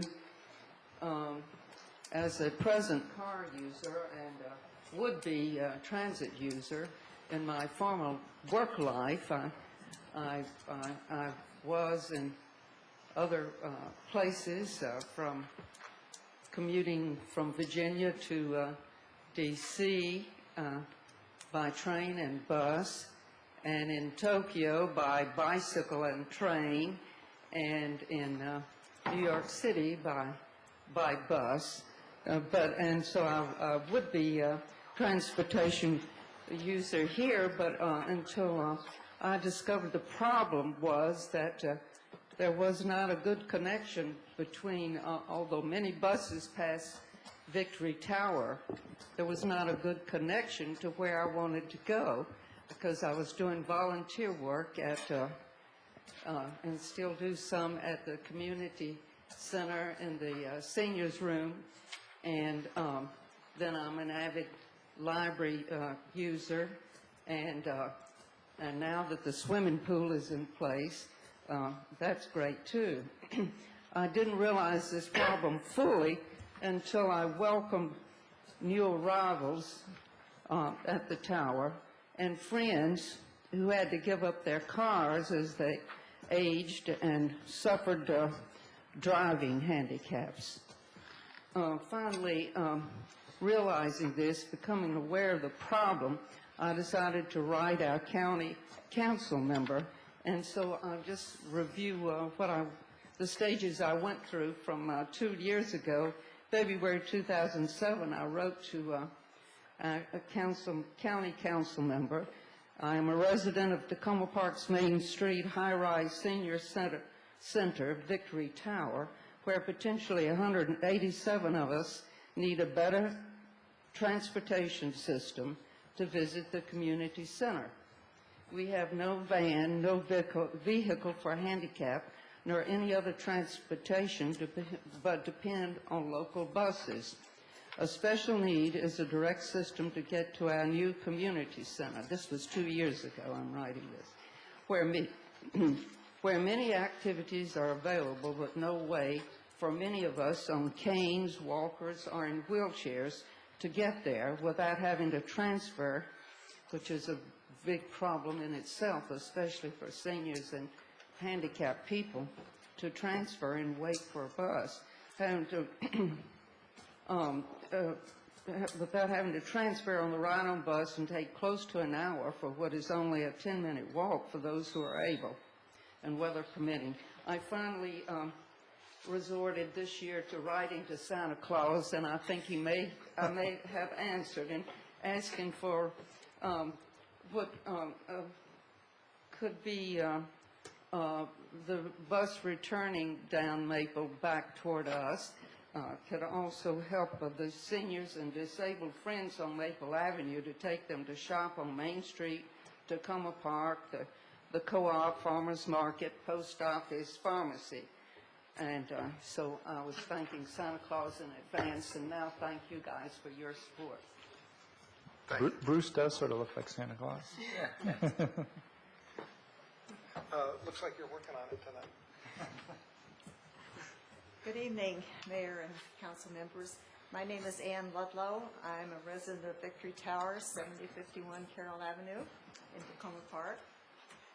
And as you probably are aware, Victory Tower has 187 units in it, and these are for seniors and those with disabilities, and most of them are low income. Only about 30 people who live there have cars. So public transportation is a very, very important item for many of the residents. And we would like your support for the resolution of the rerouting of right on number 18. The difficulty of many of those with disabilities to get off of a bus onto another one to make that transfer is almost impossible for some of them. Many require the lift. Others take a long time to get up the 2 steps into the bus and back down. So not having to make that change would be a big improvement. The bus is used by residents for many things: grocery shopping, all kinds of shopping, programs, classes, and education classes here at the community center, exercise classes, other recreation, the swimming pool, and a real important one is the hospital, going through the hospital so that people do not have to walk up the hill from Carroll Avenue or across the CUC campus and downstairs steps to get to the hospital. And people like to go visit their families and their friends, and that is another use that's very important for seniors who tend to be somewhat isolated away from their former positions in a community. So that we think that this improvement on the Route 18 line will really benefit the residents of Victory Tower, and I think also of other people in Tacoma Park. So I want to thank you for your interest, your assistance, your support in the past as we have worked on these efforts to help residents in Tacoma Park with transportation improvements. And please pass the resolution. Thank you. Thank you.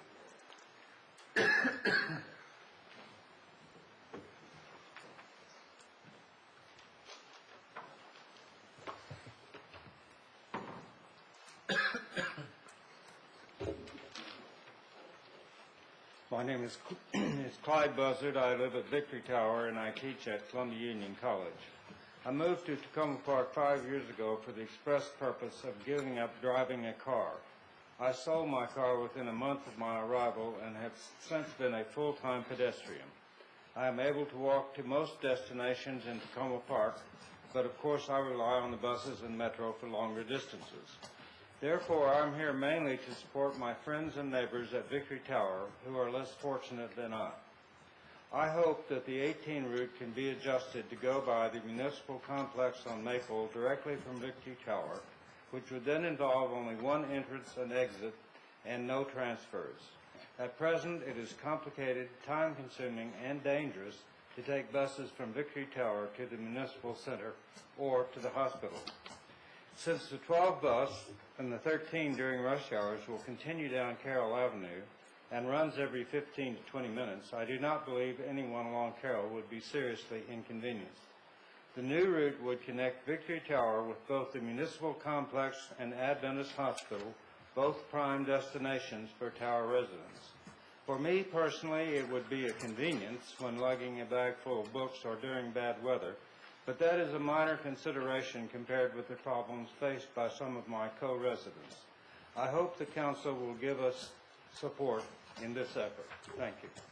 Thank you.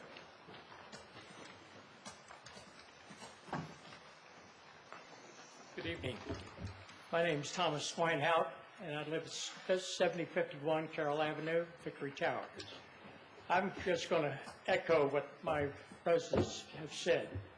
We have a lot of residents in the building that have to go to CVS to get their prescriptions filled, but they can't go to the one over on Carroll Avenue because it's in the District of Columbia, and a lot of their insurance plans won't accept it. They have to go to Langley Park, or they have to go to Rite Aid. A lot of them go to the pharmacy here at the hospital. A lot of the residents that are sick and have no way to go to the hospital but by bus, like they just said. They can't walk up that hill. They're in a walker or they're on a wheelchair. So this way, the 18 comes down Maple Avenue, goes up to the hospital, and they can get off right in front. When they come out of the hospital, they can get there right there. And there's a lot of residents that go to the hospital medical building. That's where their doctors are at. So this would really be a convenience for us. And a lot of them, you know, we have a shopper's bus that comes on Wednesdays. One week it goes to the Giant, the next week it goes to Shoppers. But a lot of weeks there's people, you know, that run out of food, so they want to go to Langley Park. So without a bus, we're out of luck. So we appreciate you taking it into consideration. Thank you. Thank you. Anybody else who'd like to comment on this resolution? Any other council comment? Then we'll vote on this. It's a single reading ordinance, so we'll need to call the roll. Will the clerk please call the roll? No, it's not. It's a resolution. Sorry. I'm down on the next one. All those in favor of the resolution, please say aye. Aye. Any opposed? The ayes have it. Passes unanimously. Thank you. Now we'll move to the single reading ordinance ordering a contract for public works facility design services.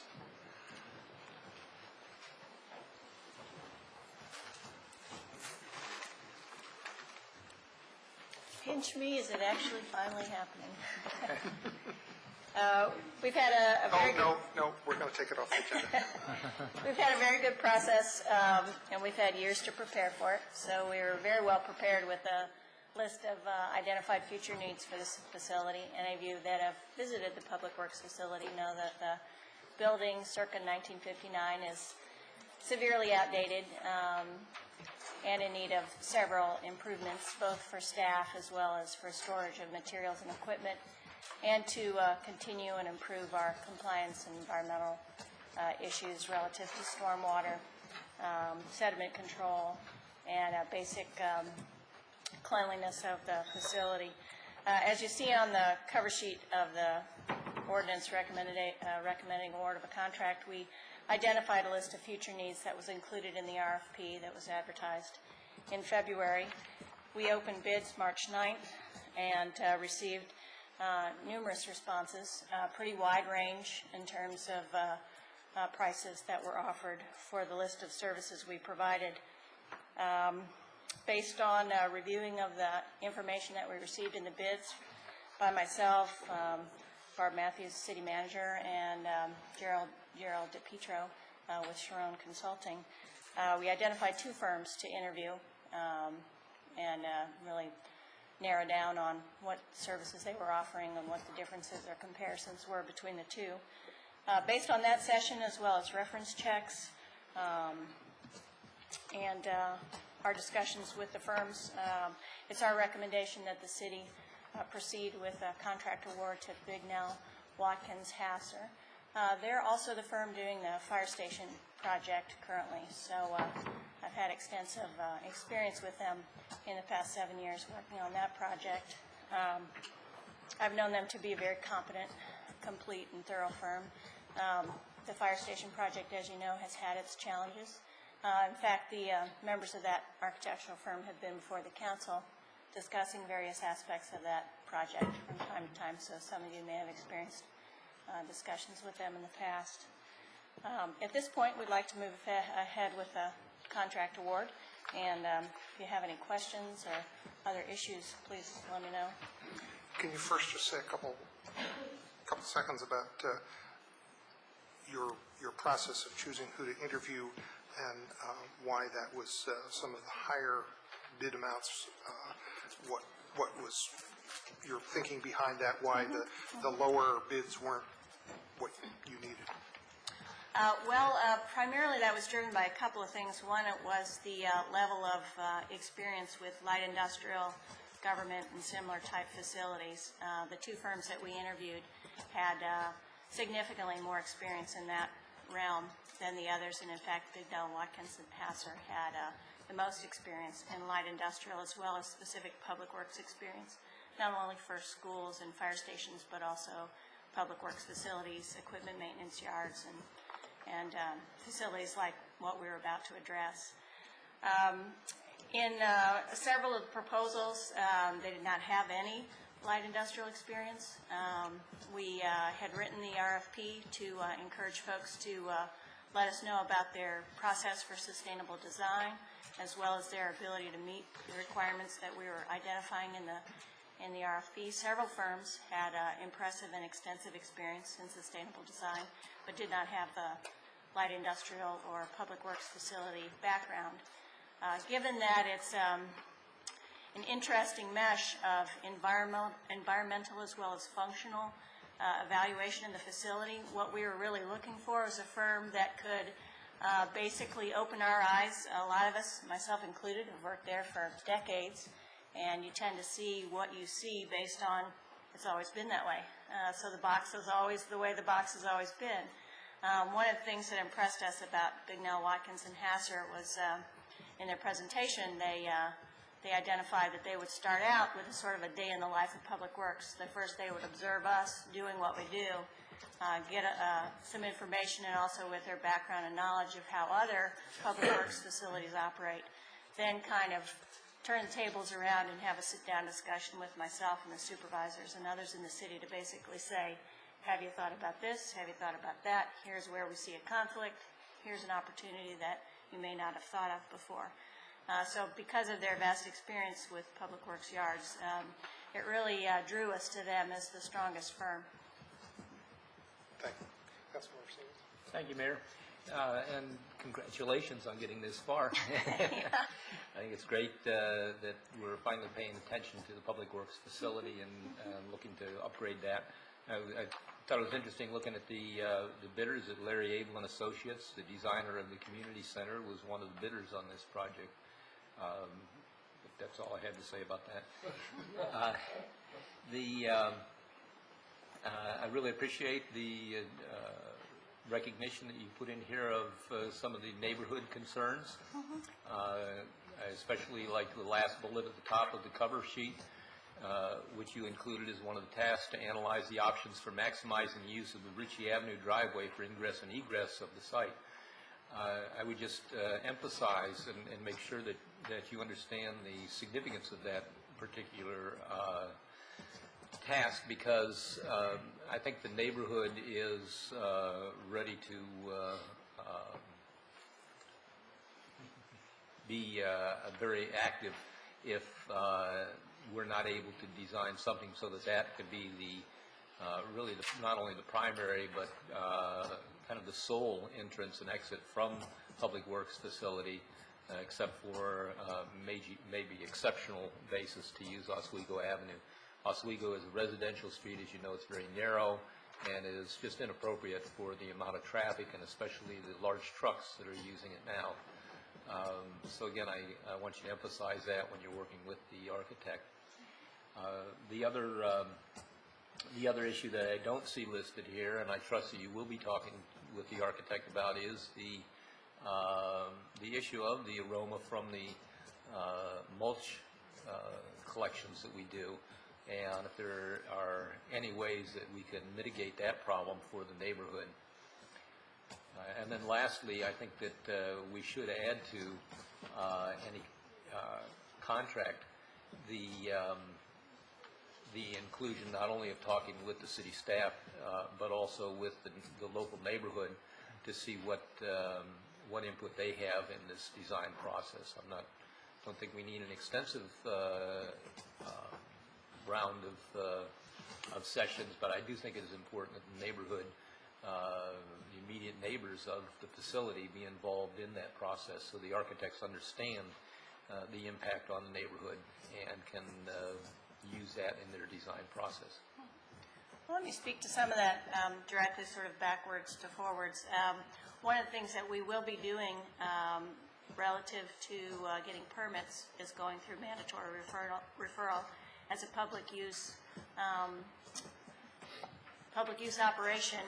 Basically, it's required that you go through Park and Planning's mandatory referral. That is a public process, and the administration of that process assumes that you've had meetings with the community, so that'll be an integral part just of the permitting process for the city to go through, and there'll be opportunities both prior to it getting to that point as well as at that point for the community comment. So that's sort of built into the process in two ways, certainly one of which will be the formal process itself with Park and Planning, and others will be that it behooves the city to have those opportunities for public comment once it comes up with designs. To be sort of quite frank, I think what we're going to end up with is our list of identified future needs there probably exceeds our budget. And if, in particular, the more emphasis that is placed on alterations to structure within the location of the facility, be it the Richie Avenue entrance, could dwarf our budget easily. The entire budget could go towards altering the Richie Avenue entrance to the Public Works facility. So those kinds of issues and balances are going to be part of what we're asking the architect to raise for us, and also part of what you as a council is going to have to evaluate. Basically, first in determining where you want the first $2 million to be spent, and then secondly, if there's a increase in the budget or a phasing in of the budget, those will be decisions that you all will need to make based on our architect's best estimates of what it's going to cost to basically do a number of things. One, bring us in compliance with state and federal law. Two, meet the requirements of employees for comfortable, healthy, sanitary work environments. And three, enable us to store our equipment and materials in a way that extends its life, keeps it operating the best way possible, and maximizes kind of the use of our space for equipment and maintenance. So you're going to have a Solomon-like decision points, I'm sure, along the way as you work with me and the city manager in determining where those dollars are going to go, because the needs are great. As you all know, that facility was built in 1959 and not much has been done to it since then, other than a window renovation and a couple of heating and cooling changes. So we're looking at some significant cost and significant implication with each of the items on this list. Well, the time is certainly right for this. I appreciate what you're doing, and also including the environmental issues, and I would like to move the ordinance. Second. Moved by Councilmember Siemens, second by Councilmember Barry. Other comments? Councilmember Robinson and then Councilmember Snipper. I know that one of the Solomon-like choices will be the extent to which your design maximizes the beneficial, how to say it, or minimizes the hurt in the stream valley that's down below Public Works. And so to what extent have you paid attention to that in this process? Well, in this process, there's a couple of steps before that. We've underwent, and I think you all are aware of this, we installed a significant stormwater filtration system within the Public Works yard itself. It's in the basically collecting and filtering the discharge directly from our asphalt facility, not outside the facility yet, but just anything that streams through the yard. So anything that lands on our roof or our asphalt currently within the facility now goes through a filtration system that's a series of 24, I believe, sponges that filter out hydrocarbon sediment. We just checked it after the first 4 months. Impressive amount of gunk and junk on those filters, and I'd be happy to show any of you if you would like a little scientific wow experience. So it's doing its job. So we're actually quite pleased with the way that's worked out, and it will be incumbent on us to continue maintenance and filtration changes, and we think it's really going to achieve what's needed there for the internal part of the facility. The city engineer is currently working on a plan for the external discharge, primarily in our leaf compost area. There, the issue is not so much the hydrocarbons, which we have from the yard, but more the sediment, the filtration of sediment and erosion based on that, what's running off the street and what's running off the outside of our facility. So he'll be developing a program soon that we'll either be able to get started with this year and or roll into next year. In addition, we've hired a person that manages pollution prevention programs for facilities like ours to do a plan for us. So we're basically going to be handing the architect our pollution prevention plan, our stage 1, for lack of a better word, stormwater filtration system, and our plan for a phase 2 stormwater filtration system. So in a way, we've taken a big jump on that problem. So the architect isn't going to have to figure out how to solve that at the start. They can sort of work with that as an assumption and build it into what they do in terms of grading, building location, pervious pavement, and those kind of things. So we're really well on our way towards handling some of the stormwater problems from our facility. That's great from the stormwater part, and I'm sure that you've looked at that stream valley and its state of environmental degradation and to try to get an assessment about how to minimize the problems that are down there or even improve them over time. Well, we'll be looking to Park and Planning. They have the project for the park renovation that should be starting here this spring and summer. So that's going to be taking off very soon, which will include a wetland and a sediment pond area there at the bottom of the hill, which is where a lot of our runoff washes. So Park and Planning will be starting that project this spring and summer, and the timing is quite good to follow up the work they've done with the work we can do on our facility. Thank you. Anybody else? Councilmember Stepper. Yes. One thing that often appears in this is what was in the budget for this. Do you know what was budgeted For the design or for the construction? No, for this part. The design part? $140,000 is what I recollect for the original budget. Yeah, what was in this year's budget, as Darrell mentioned, was $140,000. The contract that is before the council this evening isn't just for initial design service, it's for construction administration. So I think we anticipate we would have phase 1 completed yet this fiscal year. Okay, and the second question has to do with, I really would like to see us make an effort more on the LEED certification, and I really would strongly urge my fellow council members to support the additional expense for doing that. It's really easy for the city to keep saying, well, next year, we'll start doing this sort of thing.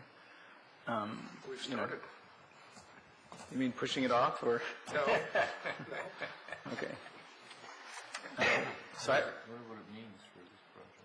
Well, for this project, it was 70-some-odd thousand. 75,000. The design portion itself, basically designing to meet a LEED standard, whether it's just certification or whether it's one of the medaled names, was, I believe, about $33,500. Then there was additional costs of $20,000 for commissioning, which I think you've all heard before, the importance of commissioning, making sure the equipment is operating to the highest standard that it was designed for.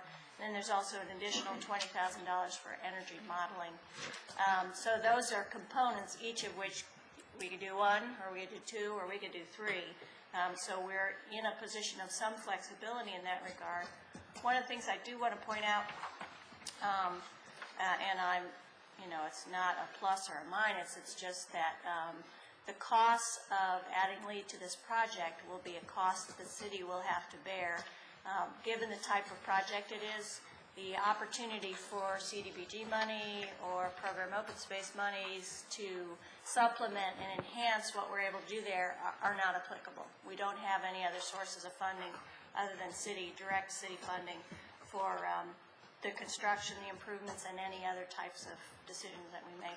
Would there be stimulus money? Because there is an emphasis on There's the potential environmental for stuff. that. I've been doing a lot of looking at things like geothermal or solar. Basically, I think that there's probably some components within the improvements to the building envelope that could be potentially funded with stimulus grants. The Maryland Energy Administration has several programs up and running, though they are very, very popular and very, very competitive from what I understand. So it'd be one of those things where you'd get in the queue, and then depending on how fast money went, at least what I've been led to believe is if you've got a good proposal and a good project, you will eventually get the funding. It just might not be as soon as you'd like it. And knowing that, we could potentially design for that. If we decided we wanted to do a geothermal, we could maintain an existing boiler system until the point in time where we received, the funding to do a geothermal system, and then implement and put that in. I'm sure there'd be some portion or cost share that the city would have to do for that. But if we designed for those kinds of options in mind, then we would be able to take advantage of funding sources as they come available, and it would be a phased type approach. Well, I really like doing that because, as you noted at the beginning, we've had this building for a long time. And presumably the new one would be some similar lengthy period. So doing these investments might end up saving money in the long run. It's always hard to, there's no line in the budget for savings. But they are real. And I do think the city should take this opportunity to try some of these things out. It's a good site for some of them. As you and I have talked about, I'd love to see a windmill up there if we could figure out how to get that to work. I'm not sure whether there's enough wind or not to do it, but... we'll just connect a tube from in front of the dais. Plenty of wind. Plenty of wind, okay. Or maybe we'll just... Are you proposing an addition? Yes, let's add that as a bullet. To the ordinance? Well, I would like to propose an addition to the, I guess it would be the whereas, I don't know exactly where it goes, to include the funding for the lead activities. So that's an amendment to motion. Is that a friendly amendment? Friendly amendment? I think it's friendly. What is your amendment? Well, I'm looking at the mover and the seconder, and I can't remember who they are. I moved it. That's what I thought. Mr. Berry, second. That's what I thought. That's where I looked, but I wasn't sure. And what is your proposal, Mr. Rubin? Mr. Smith. Thank you. Councilmember Siemens. On the back page, it indicates there's an additional cost if we wanted to pursue LEED certification along with facility commission and so forth. And it's another $73,500 for that. Do we need to do that at this point? I don't know. What the council could do is pass the ordinance as presented this evening. Administratively, I have the latitude of increasing any contract amount by 25%. I guess what I would like to do is maybe have the opportunity to actually get the architect on board, talk a little bit more about this. Actually, Darryl and I on Friday had a very interesting discussion with Sharon Consulting, which has been our construction management firm for the last few years. They actually expressed some interest in maybe working with us on a portion of the LEED certification free of charge, given their longstanding relationship with the city, as well as the ability of some of their staff to actually sort of get a LEED project under his or her belt. That sort of came up at the 11th hour, and we really have not had a chance to kind of talk that through with the architectural firm and see how that might work. So I think if the council would at least maybe pass the ordinance this evening as is, Darryl and I can kind of explore that a little bit further, and we could always bring back a contract amendment for your consideration in the near future. That would work for me. Yeah. I would accept that. Yeah. As long as you bring it back. We will promise to do so. Yeah. Anything else we need to do on this? I point out to my colleagues that we're an hour behind and running, so, and there's nothing we can drop off of this agenda. We're going to the bitter end, so Councilmember Wright? Couple items. One, I wondered if we might think about adding a bullet point where the architects sort of examine also the end of Oswego Avenue. I don't mean to step on Terry's toes here, but my experience is when I'm over there, it's not a very attractive perspective looking down the end of Oswego Avenue. So if there's any possibility of a way to, ban the entrance into the facility so you get tree coverage or something so you don't have to look down at the unattractive part, I think would be something we'd at least want to have them look at and understand what the cost would be associated with that. I appreciate the suggestion. Then the second thing is I just want to make sure the bids, it says estimated, but we are actually capping them at a 304, 700. One of the processes, or one of the steps in this process is after the interview, we had Gerald DePietro recontact Big Nell Watkins Hasser and basically say, now you've talked to us, now we have a better understanding both of your proposal as well as you of ours. Can you tighten your cost any? And so they came back with a not to exceed of 304, 700. 700, yeah. Okay, great. And then my last comment is I just want to echo Ruben's point is that I come into this building and I know it was before I was on the council, there was lots of issues and we had to dump a whole bunch of money into a gym that resides underneath the building as a facility to hold water in the event of a flood instead of a gym above ground. But I don't feel great about this building as a energy efficient beacon for the city. And I think here we are, we're looking, this is probably one of the few opportunities where we get to really totally redo a facility. So I would really encourage us to push the envelope and try to be aggressive as possible on sustainability. For the sake of time, I won't propose language that would go in here, but I think there could be a section 2 in between 1 and 2 now, and which talked about adhering to our proposed strategic plan. And I think you could do some amazing things at that location. You don't have a lot of, like this building, having to fit into the historic context necessarily.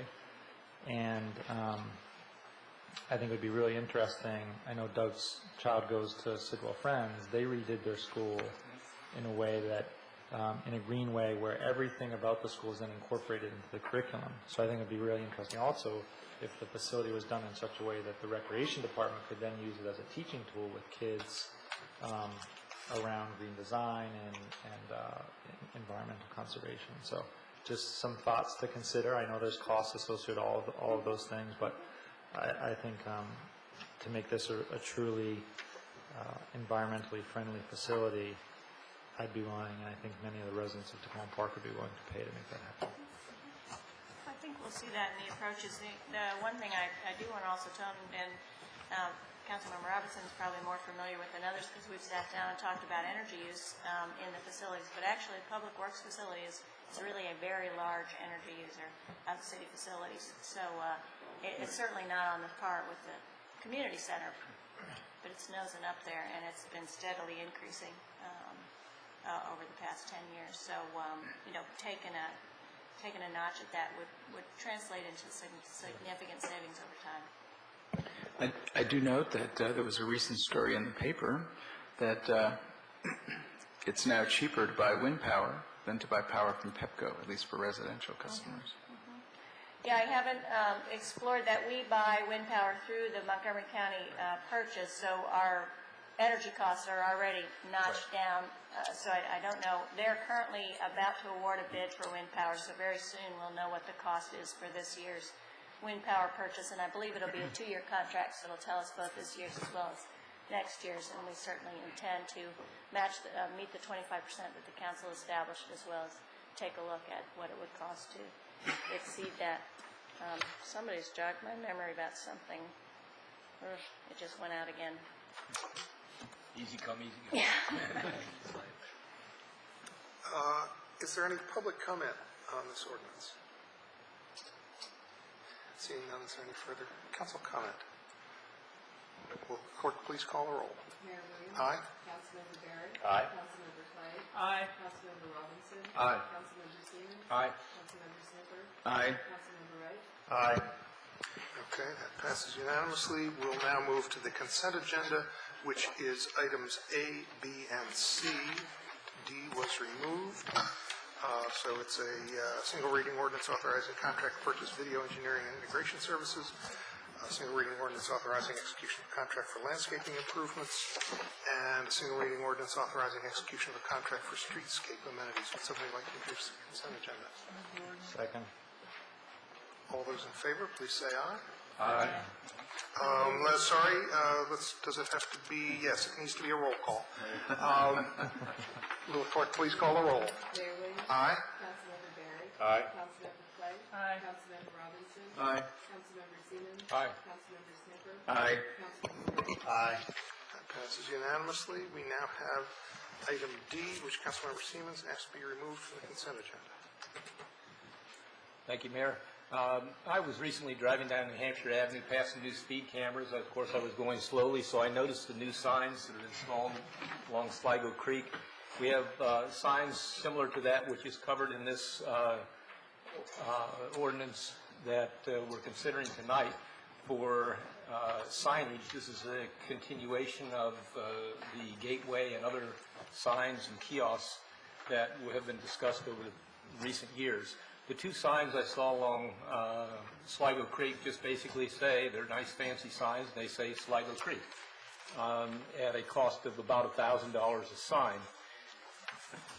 The amount in this resolution is for $67,000, up to $67,000 for additional signs like that.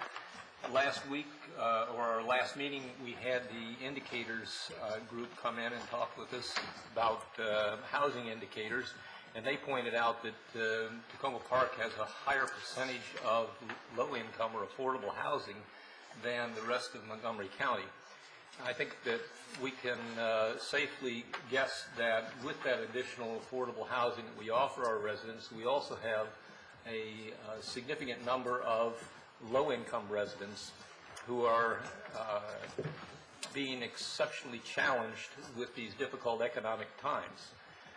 I'm pleased that the city government is not facing some of the economic challenges that Councilmember Leventhal was talking about tonight, but I think our residents are facing these same challenges that residents across the county are facing and across the country. The newsletter said that the proposed budget we're going to hear tonight is proposing a real property tax increase, and this is additional money that our residents are going to be expected to pay this year. I think as we enter this budget process, which begins tonight, it's important for us to look for those items that are of lower priority where we can really save the taxpayers some money and delay some of these expenditures until times are better. I think, yes, $67,000 is a small impact on the tax rate itself, but I think that $67,000 is not a small amount of money. I am not going to vote for this because I think it's important that we make a statement that in this budget year, during these difficult times, that we look for ways to save money, and this is one item that is not a necessary item for immediate implementation. If I can double check with the city manager, I believe my reading on this is correct. This is a resolution authorizing execution of a contract for indefinite services contract. It doesn't allocate any budget money, and the $67,000 was just for purposes of coming up with sample projects to compare the bidders. The bottom of the blue sheet talks about that the potential expenditures here would be up to $20,000 for signage, but that amount would have to be decided during our budget discussions. So that my sense is that passage of this would only basically choose the contractor, but would not allocate any money for any project. Your understanding is correct, Mayor. As you indicated, what the staff tried to do to evaluate the bids is to take projects that were recently administered by the Housing and Community Development Department, apply the unit prices for the various signs of each bidder to try to make an evaluation of who was the lowest. So to be clear, the council, if you were to choose to authorize this ordinance, would not be authorizing the expenditure of $67,000. Included in this year's budget is $20,000 for a continuation of the gateway wayfinding signage that you have previously authorized installation of. This year's program would include the installation of historic district markers, gateways on the eastern side of the city in particular. I think as the council is aware, right now most of the gateway signage and tertiary signage is in Old Town or in other limited areas. For this year's funding, we would basically be expanding the signage into primarily wards 3 and 6, and possibly in some areas of Ward 2. This contract would basically be in effect for a period of 3 years. We would envision using the indefinite quantities pricing in that to basically work on other projects during that time period. Through the master plan neighborhood commercial area improvements, there had been some discussion in the future of installing other kiosks in other commercial districts of the city beyond those where they currently exist, doing some banner programs along Maple Avenue potentially, along the New Hampshire Avenue corridor. Beyond the $20,000 that's in the current year budget, any future funding would certainly be determined by the council and would be brought before you as those projects would move forward. So this is choosing a vendor essentially, right. And it would be for the $20,000 in the current year budget. Correct. And any future amounts that we put in the budget. Correct. And is that, sorry, could I? Yeah. Just so I'm clear, that $20,000 still has to come before, to make that expenditure, that would still have to come before the council for a vote with specific signs associated That's in the budget, so it would not. It's in the budget, so basically by awarding a contract this evening, you would allow the staff the ability to go ahead and do the project for which funding already exists, similar to what you do with BMP for concrete work. Public Works does not come before you every year to get authorization to do certain streets. So the $20,000 this year, unless the council would like to have a work session on that at some future date, presumably because the funding is authorized, would be allowed to go forward without any further council action for this year. Councilmember Clay. I'd like to move the ordinance.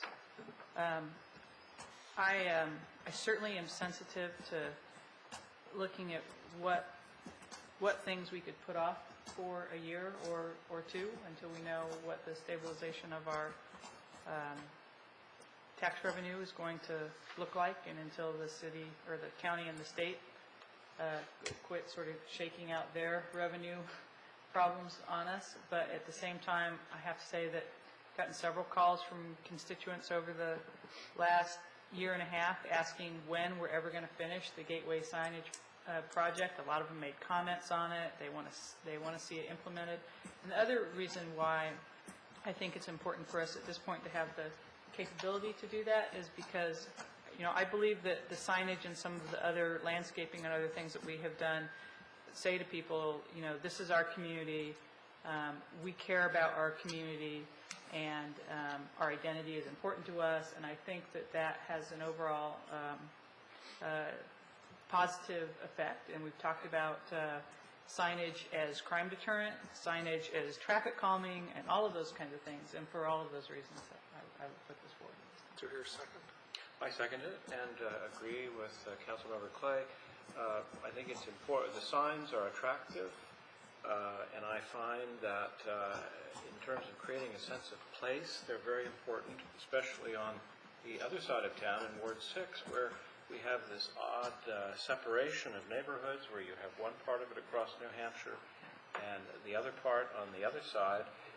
Neighbors have asked me, when can we have the signs put up on our side so we know and that others know that we're part of this community, which we're proud of. So as a result of those requests, some additional signs were put up on the other side of New Hampshire Avenue. Those people are happy now. and I think it's money well spent, and I would also like to complete the project, so I'll second the motion. Any other council comments?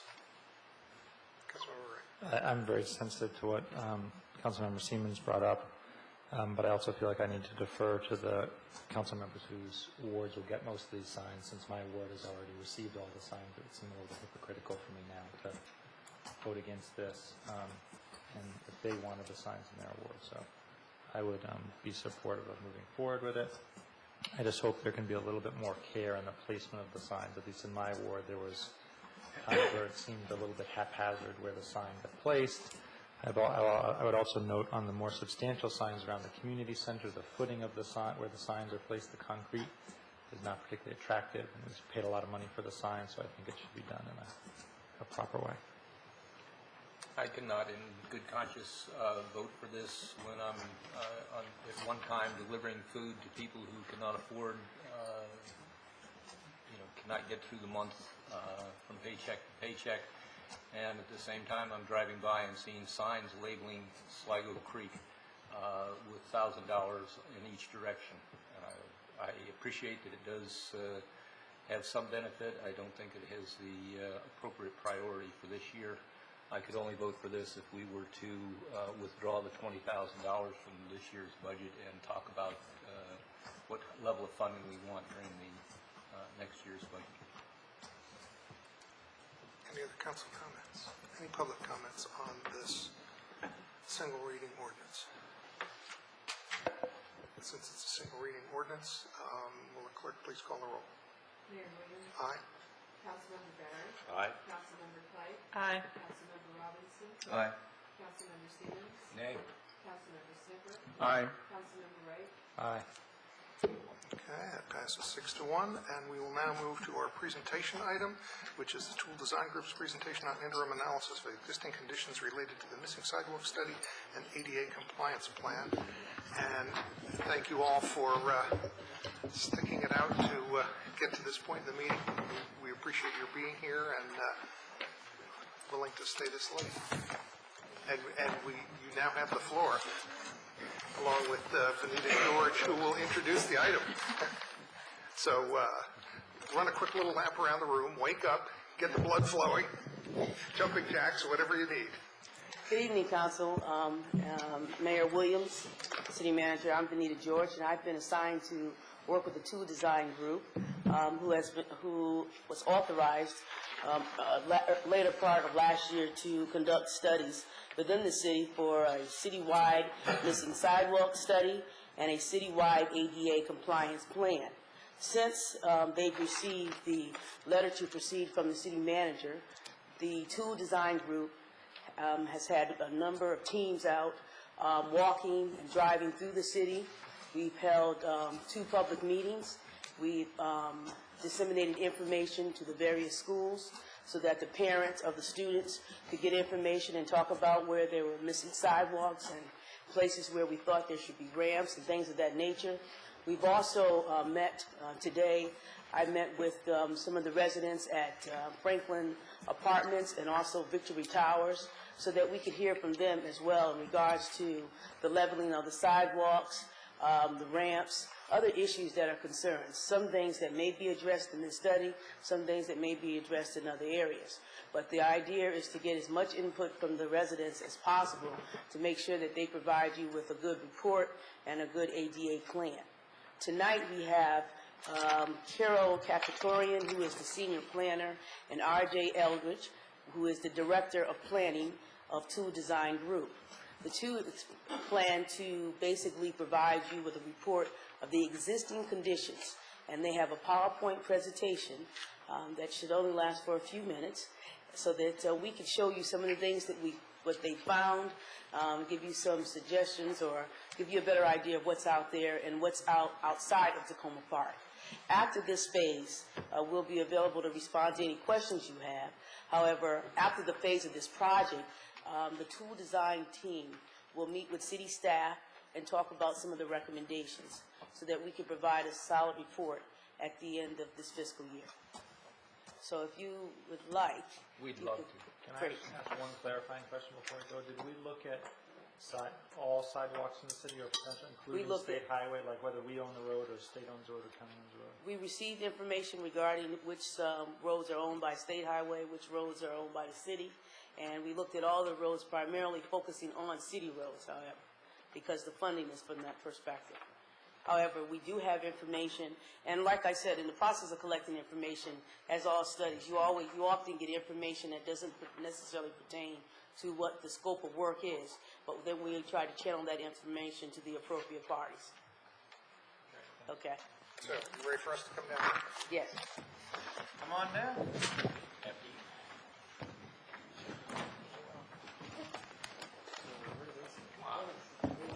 I'm coming.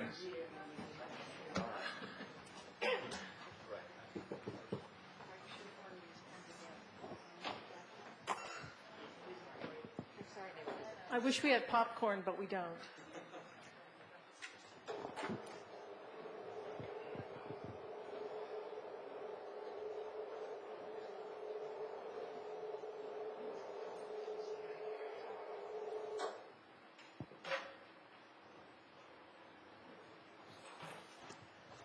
Well, if everyone's comfortable, good evening, Mr. Mayor and members of City Council. I'm Carol Cacciadorian, and I am the project manager for these two separate but very related projects. This is our existing conditions report on a sidewalk installation plan to install sidewalks where there are none, and an ADA 10-year compliance plan to make sure that existing sidewalks and curb ramps are compliant. Vanita gave a very good summary of the two projects. The missing sidewalks is funded with Safe Routes to School money. The ADA compliance plan is funded with CDBG grant money. And while those are two different funding sources, by nature, the two projects are related. Project team, Vanita is our project manager. I'm Carol Cacciadorian, the project manager. The field work was done by two of our planners, Jim Elliott and Jake Aftergood.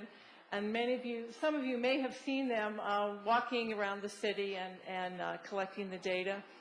Most of the mapping was done with our mapping guru, Trevor Griffith, and R.J. Eldridge, our planning director. His name is not up here, but he has been invaluable support on this project. So the project really has three main elements. We wanted to determine where sidewalks and curb ramp exist, where they're missing, where they're inadequate, and describe the existing conditions and assess for ADA compliance. And that's what we're reporting to you tonight. The next step is to develop criteria for upgrades to existing sidewalks and curb ramps and installing new ones. And then we'll put together a set of recommendations with the most critical needs first, based on usage and feasibility. We know that funding is, the use of public dollars is very important, so that criteria will be thought through very carefully. This is our schedule. January, February, we did our assessment. March and April, we did our analysis, and we're reporting to you. We've had 2 citizen input sessions. In addition to that, we had about 70 additional comments that Vanita received before she met with the folks from the two housing complexes today. And we'll get our recommendations to you the end of this fiscal year. I want to talk with you just a little bit about the data collection. We completed the data collection in February, and if you look at the photograph of Jim Elliott, yes, it was cold. Some of the photographs, you'll see snow in them, but this was our 2-person team, Jim Elliott and Jake Aftergood. They walked or they drove all city streets, and in some cases they walked and they drove city streets. So what did we look for? On the sidewalks, we looked at sidewalk width, their overall pavement condition, kind of the average condition for over a block, whether there were buffers, that piece in between the sidewalk and the street, whether there were obstructions so that somebody who is walking or in a wheelchair trying to travel down the sidewalk could not get there, and if there was a cross slope, that is if the sidewalk tilted too much to one way or the other, outside of the ADA standards. Curb ramps, again, we looked at width. Are they wide enough for a wheelchair? The cross slope, the running slope.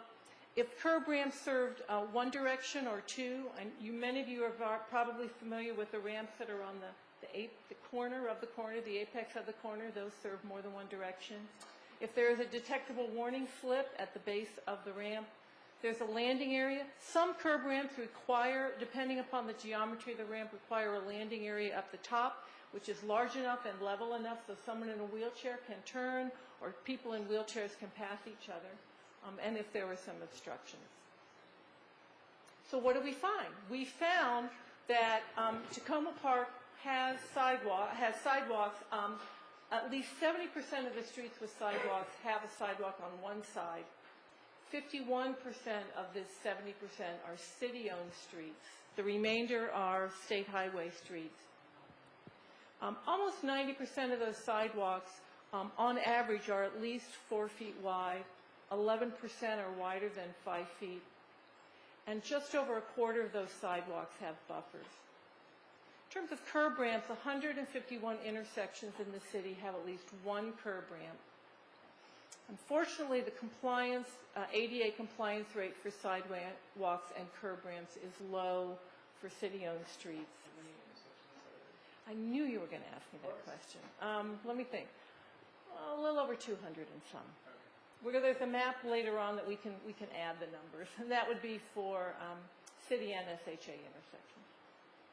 Yes, sir. Is the 4 to 5 foot width, like, is that a standard acceptable width? Is that why you cite that, or is that just? Yes, it is. It is. Preference is for 5 feet, but 4 feet is acceptable. 32 inches if it's a real pinch point, but the wider the better. Can I just want to clarify that first statistic? Yeah.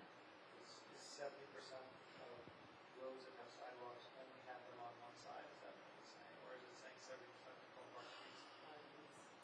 Have a sidewalk on at least one side. So that includes streets that have sidewalks on both sides. So 30% have none. We found a lot of interesting things. If you take a look at the photos down here, this is what I call sort of private use of the public right-of-way. And we're not going to specifically address some of these things in our report, but these can be resolved with public education, enforcement, and maintenance. Particularly, the overgrown vegetation is something which is easily solved through regular maintenance and through enforcement. But as you can see in the pictures on the right-hand side, it really does narrow that path of travel for anybody. Hedges are a problem everywhere, and you can see that the grass and leaves encroaching on the sidewalk there.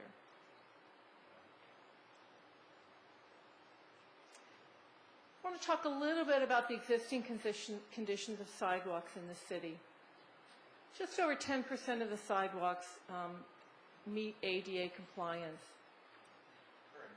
Current ADA compliance, yeah. About half and half between a little bit less and fewer compliant in the city for city-owned sidewalks and state-owned sidewalks. The top 4 obstructions are driveways, and that means where the sidewalk going across the driveway is narrower than the ADA standard of 36 inches. And oftentimes there's a cross slope, so the sidewalk tilts.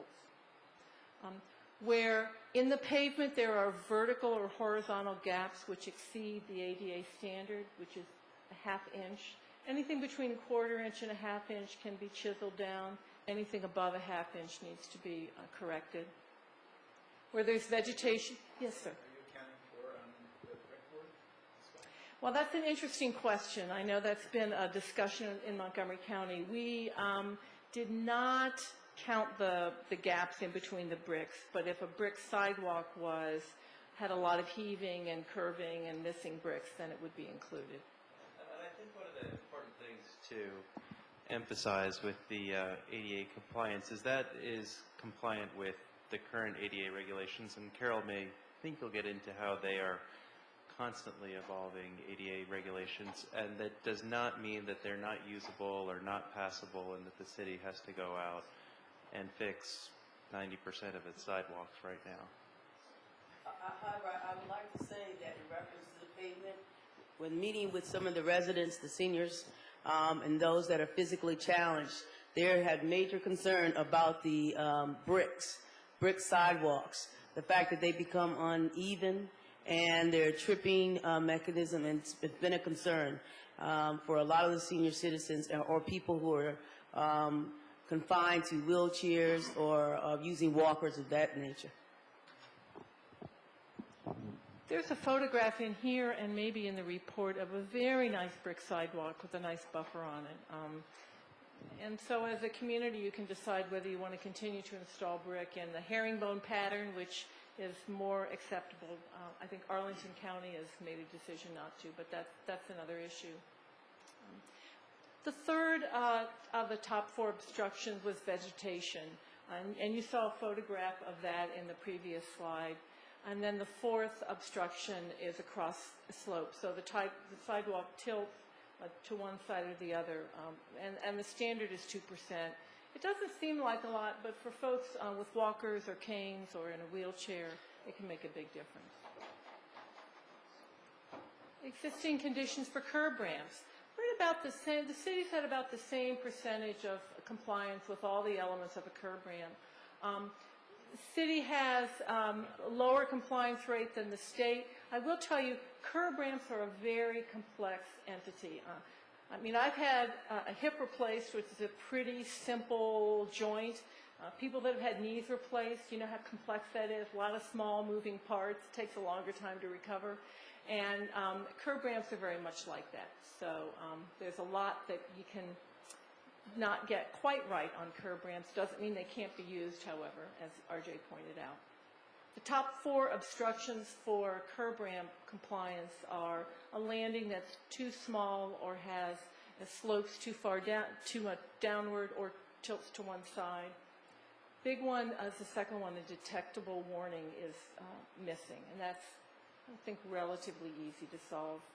Where the side flares are too steep, and where the ramp itself has either a cross slope or a running slope that is too steep.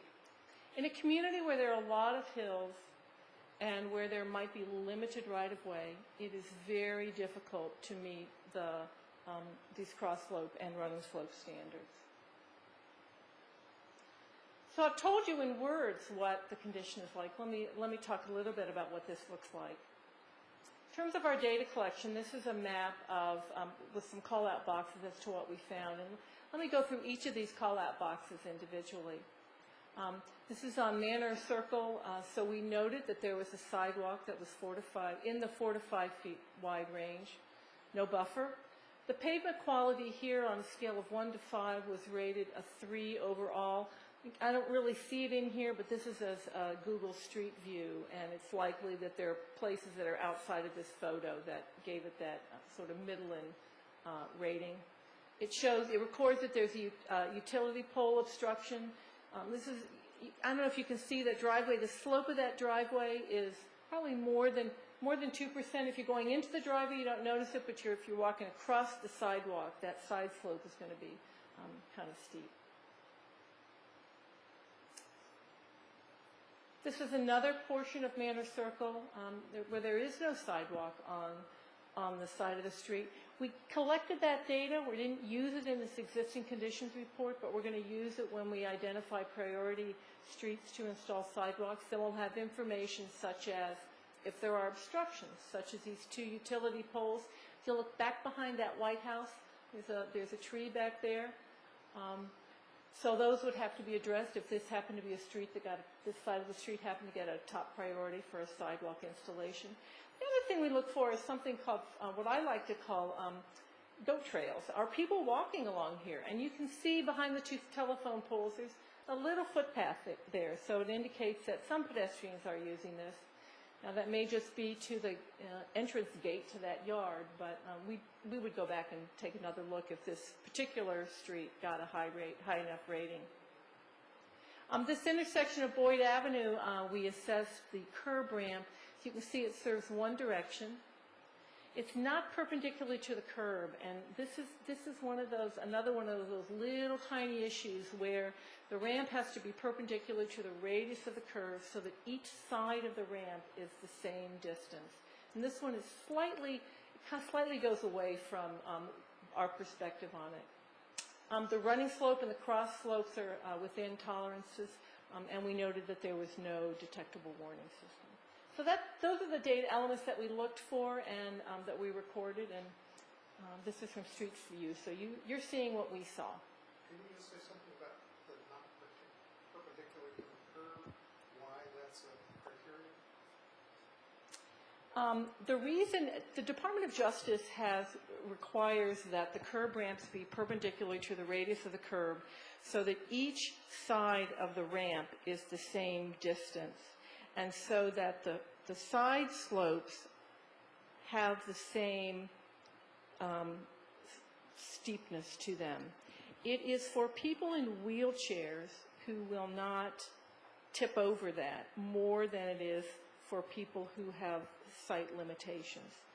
It is more critical if you have a curb ramp on a sidewalk where there is no buffer.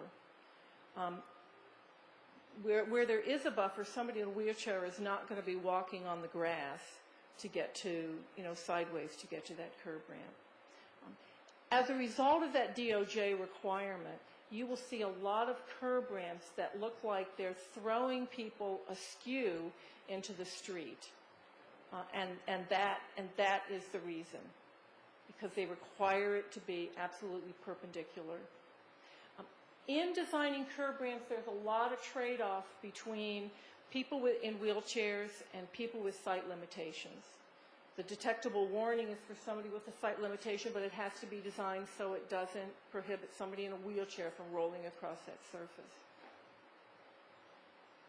So that's why I say they're very complex pieces of the pedestrian network. Does that help? Kind of? Yes. Thank you. Overall, this map shows you where there are sidewalks in the city, and you have a version of this in the report on an 11 by 17 piece of paper. We have recorded where there are sidewalks on each or not on each side of the street. So the blue means there is a sidewalk, the red means there is not. This shows both state SHA data as well as the data that we collected from the city. Let me say one more thing about the SHA data. The State Highway Administration has a database for sidewalks and curb ramps for the city and other places.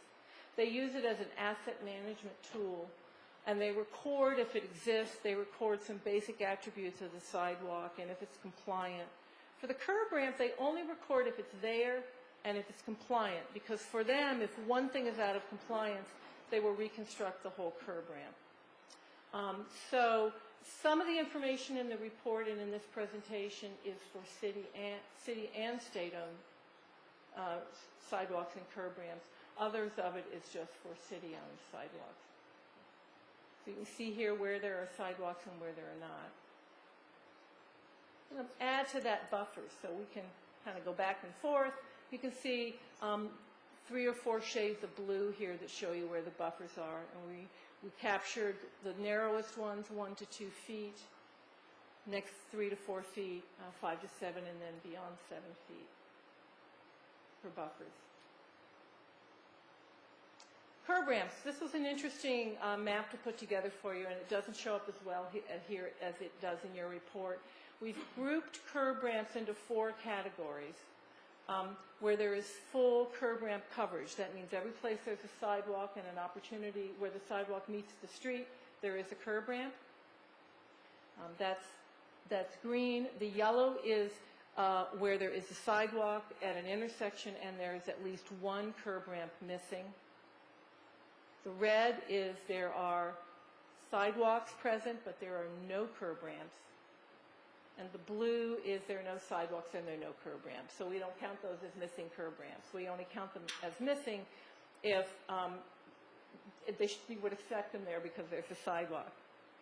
So if we can do the math, 151 plus 33 is 184 plus about 70, 250 plus the 60. So I was wrong, 310 intersections in the city.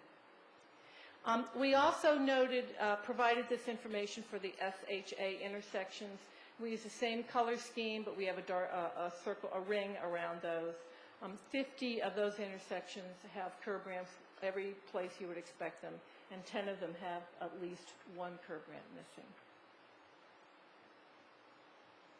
Next steps, we've mentioned this, we're going to develop some ranking criteria. We're going to go through the existing conditions, develop some ranking criteria for where we would recommend ADA upgrades over a 10-year period, where we would recommend installing new sidewalks. And that's the end. Be happy to answer any questions. Thank you.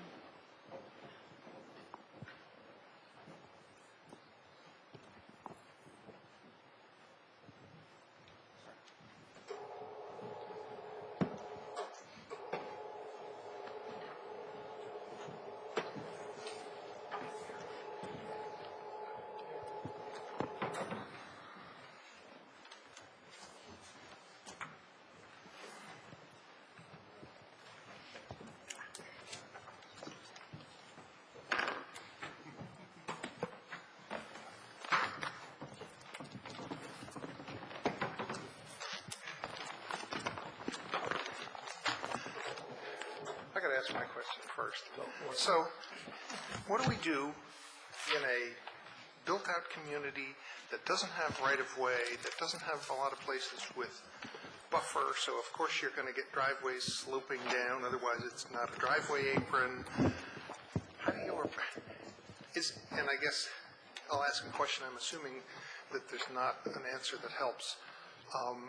Does the ADA recognize that there are differences between a built community and a new community where you can put these things in and do the ramps perpendicular to the radius of the intersection and all these things that would be wonderful, but it's like, how do you deal with telephone poles that are in the middle of the sidewalk and trees that we don't want to take down and all of these problems? The answer to your question is very carefully. There are many communities that have resolved some of these problems, some of these obstacles.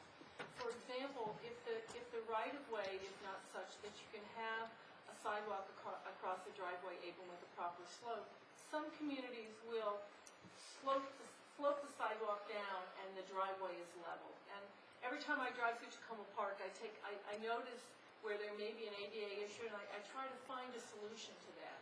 Other communities where there is a tree that provide the pinch point for a sidewalk may choose to take a parking space away in the public right-of-way and to build that sidewalk around.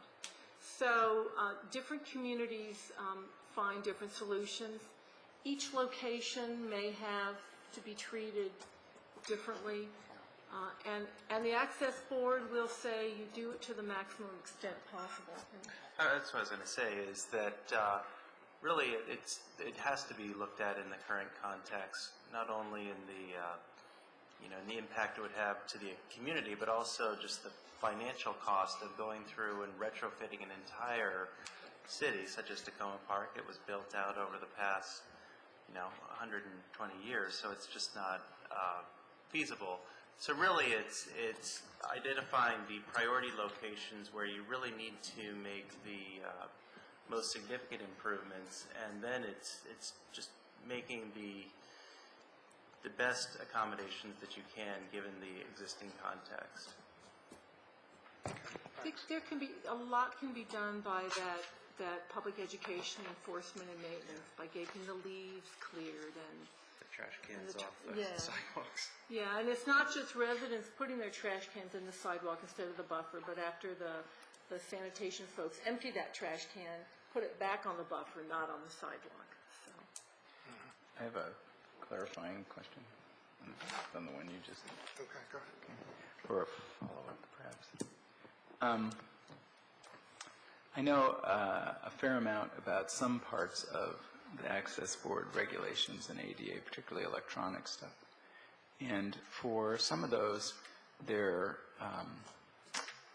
law was written so that there are no what I'd call good cause exemptions. You're literally stuck. I don't know this section of the law. Does it have that same quality, or are there good cause exemptions or accommodation things you can do? I mean, are there? There is a provision a design exemption, and that would allow at a pinch point, I think as narrow as 32 inches. Well, and also ADA, in terms of the public rights-of-way, is an area that's evolving, actually, to this day. There is not an official law. There are guidelines that are in place right now, and they are, I think they're moving towards adoption over the next couple of years. But, so in some sense, you know, Tacoma Park is anticipating the adoption, and Benita actually attended along with some of the other members of the Tacoma Park staff, attended a training down at the Axios Access Board on ADA issues. Because as you know, we have a number of hilly places in Tacoma Park. Right. And, you know, making those compliant is just not going to Well, happen. the sidewalk, the sidewalk can, you know, the running slope issue on a hilly road is not an issue. It's relative to the adjacent street. Right. It's not relative to level. But the cross slope, you can still adjust the cross slope. There may be some excavation involved in that. ADAG, I think that the public information provisions of ADA that you're familiar with is from, I believe, ADAG, the Americans with Disability Accessibility Guidelines. Right. That doesn't really have much. It addresses public buildings, but it doesn't really have a lot for the public right-of-way. And so PROAG, which is the Public Right-of-Way Accessibility Guidelines, are the draft guidelines that the Access Board and U.S. DOT, Federal Highways, and the Department of Justice have crafted. They have yet to be adopted. And so DOJ actually uses different standards than Federal Highways. And what we have chosen to do for the work in Tacoma Park is use a document that the Maryland State Highway Administration put together called Accessibility Policy and Guidelines for Pedestrian Facilities Along State Highways. So those are the standards that we used in our work. Councilmember Stevens. Thank you, Mayor. And thank all of you for this presentation, and I especially thank you for going and visiting the tenants at the Franklin Apartments today. I know they really appreciated the opportunity to express their feelings about sidewalks and the problems that they face, with many of them having physical disabilities. I point out that Tacoma Park has used the approach of going around trees and taking away a parking spot when necessary. And as nice as that is to save the tree, unfortunately, paving the over top of the roots in our neighborhood, when they did that, we lost many of the big trees because of that. So we paved around the trees and then had them have a nice curvy sidewalk after the trees are gone. Anyways, I wanted to ask you about easements. Did you take any consideration of what easements there are or are not at this point? We have data on right-of-way, and we will take that into consideration at the next phase when we put together potential areas to install sidewalks or to improve or to make ADA compliant existing sidewalks or curb ramps. And I know in some of the neighborhoods, it's as the mayor pointed out, there may not even be space between the curb and the structures for an ADA compliant sidewalk. Right. Did you take into consideration any of the large institutions in the city, such as the colleges and the sidewalks that they have on their private property? We did not look at sidewalks on private property. We only looked at sidewalks in the public right-of-way. That would include sidewalks and either an existing or implied crossing of an entrance to a large parking lot of a large facility. I know, as you heard today, that the sidewalks at the hospital are a concern to some of the residents. Yes, that did come up. Yeah. And I explained to the residents that the study concentrated on public right-of-way corridors, but that information will be forwarded on because we're very sensitive to the fact that many folks in the community, not just those that live in Franklin Apartments or Victory Tower, are susceptible to falling because of the sidewalks and the necessity, as we heard earlier today, that many of the residents have to go to the hospital to pick up their medicines or whatever, and they can't go to the CVS that's easily accessible. So that information will be channeled. I have a long list of concerns relating to this. I appreciate that, and I would just let the council know one thing, that the residents at the Franklin Apartments offered to the council today is that they were encouraging the council to take a tour of some of the neighborhoods on wheelchairs. They'll help you to find wheelchairs to use for that tour, and they would like to have some of the blind residents of the neighborhood accompany you on that, so that you can have a real appreciation for the difficulties that some of the residents of our neighborhoods face. It is a good learning, a good way to learn. Thank you. Councilmember Robinson and then Councilmember Klein. Hi, thanks for the presentation and all your good works.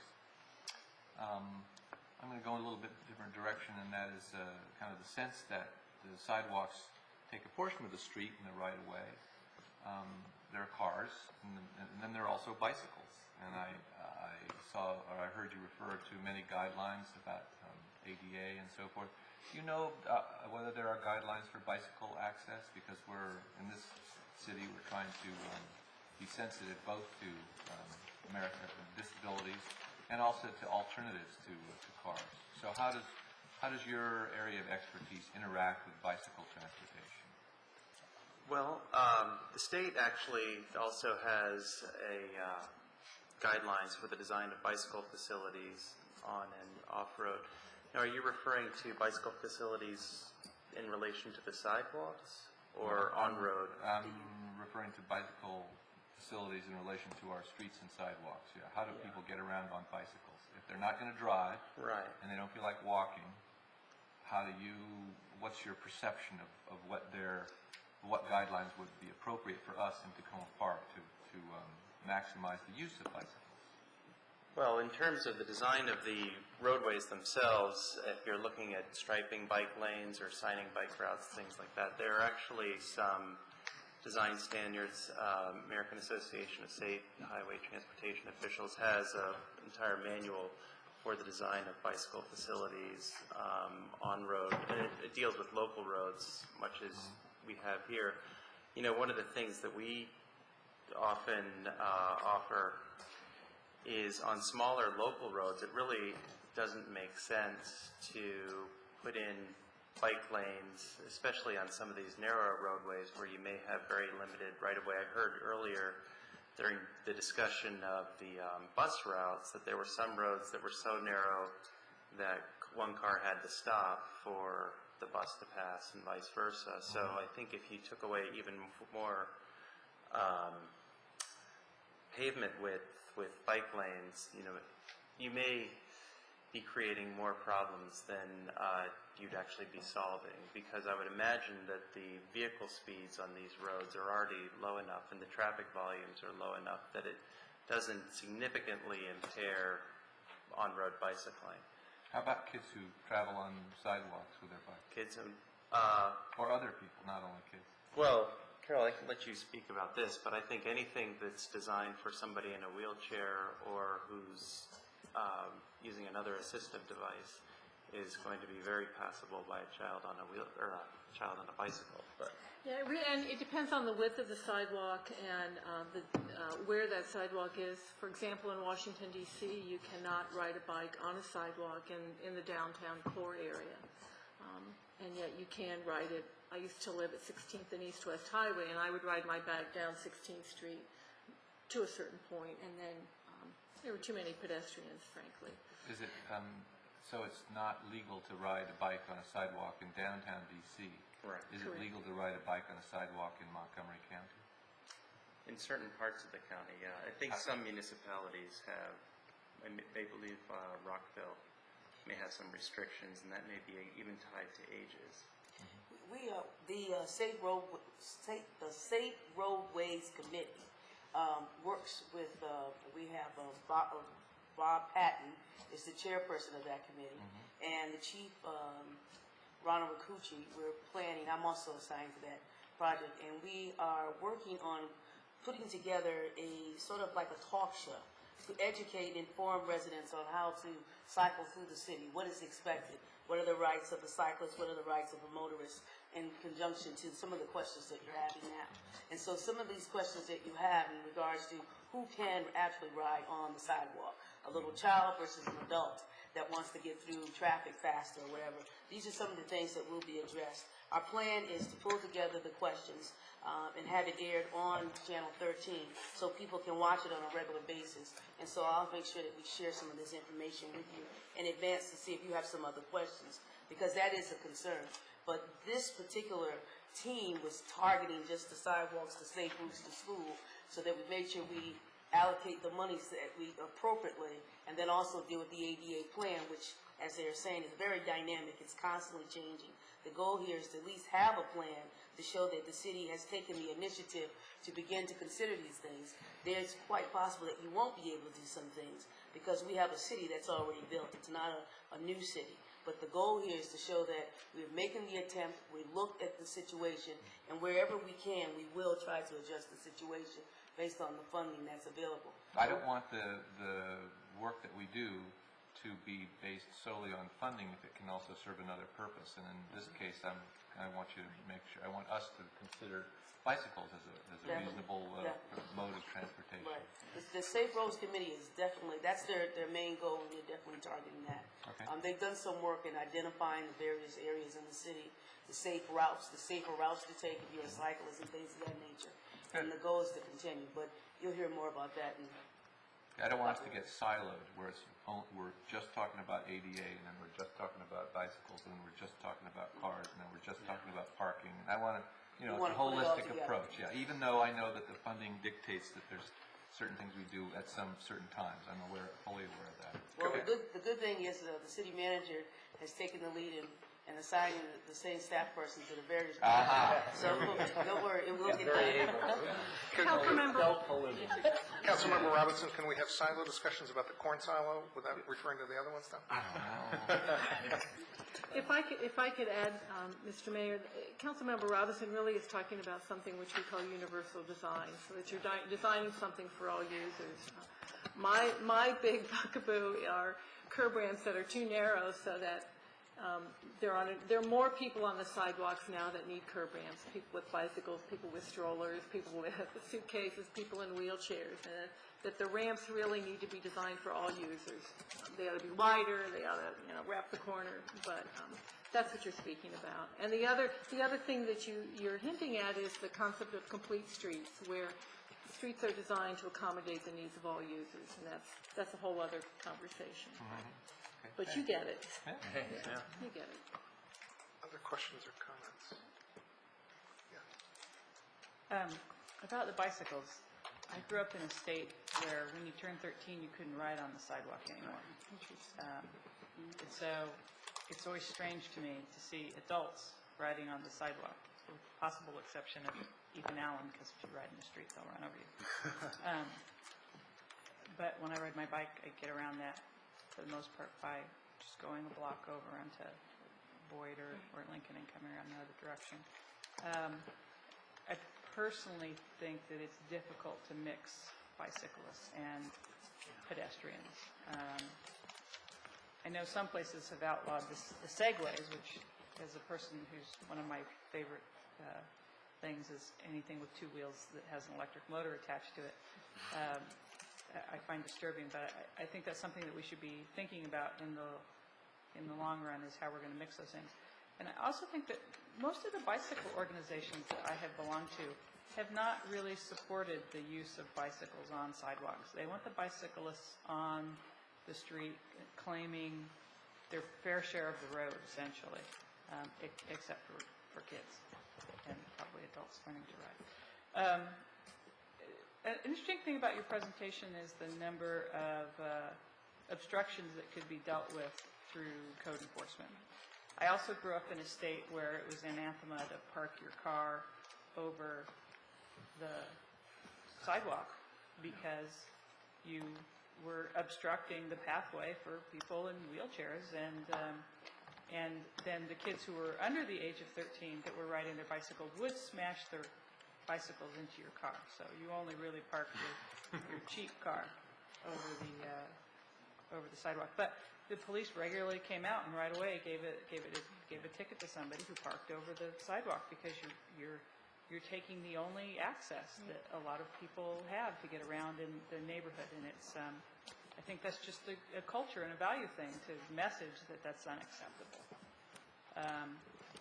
And so I think we could probably do a lot for our sidewalks just by looking at what the code enforcement is. It's funny you showed the picture on Willow Avenue, because I walked along Willow Avenue today with my daughter, who wants to walk like right next to me. And there was barely enough room for the two of us to walk down the sidewalk together, because the bushes from that parking lot are out about 1.5 feet over the sidewalk. The final thing I wanted to say is that, there's only so many things, readily acknowledged, there's only so many things we're going to be able to fix now, places where we're going to be able to pour sidewalks. But I think part of what we have to do is set in motion an expectation that we're going to make a place for sidewalks in our community as we rebuild things. Pepco replaces power poles. I've seen them replace power poles in a couple of places around just where my house is recently. People do replace their retaining walls, and they do replace the staircases up to their house, and they do replace those handrails. And if you have it in your permitting process, and you have an expectation that the right-of-way is going to be cleared, and you message to people, not to put whatever their beautiful flagstone is or their favorite azalea plants right in where essentially the right-of-way for the sidewalk is, so you have some design that in the future, as things change and we redo our neighborhoods, that we do expect that sidewalks will go in there. I went to this interesting presentation at Montgomery, for the county of Montgomery. It was supposed to be for recalcitrant city council members, and Mark Elrich couldn't go, and so I got to go in his place. And one of the things that they said there was that the average land use plan for residential land use is 172 years. And so somebody said, we've got 120 years in some places, but my neighborhood was built in the 50s. So our residential land use pattern has a long ways to go, and I think that we should keep that in mind where we're both looking at, what are the easy pieces that we can get now, but how do we create an expectation in the future that as we do change things, that we're going to make a place for sidewalks. And in that same thinking, you can put that together with the street trees. Again, just the idea that a resident would say no to a street tree in the state that I grew up in was like, too bad. Not only are you getting a street tree, but you're getting a bottle brush tree, and it's going to get inside your car and go through your air conditioning unit and throw little pieces of bottle brush at you and learn to live with it.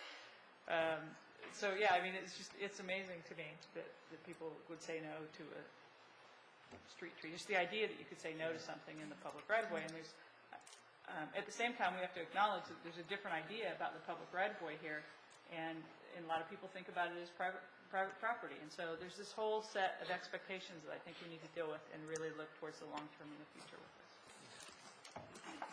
We did receive some folks at the public input sessions and comments that Benita received, the folks that would not want sidewalks in their neighborhoods. So there is that we'll take a look at. Thank you very much. Thank you. We look forward to the next report. We look forward to being here. And we'll now take a short break because I think we have to change technologies for the final item, which is the presentation by the city manager of the proposed budget. And there's a PowerPoint, and I think it's going on a different projector, so we've got a couple-minute break, and it had to be here.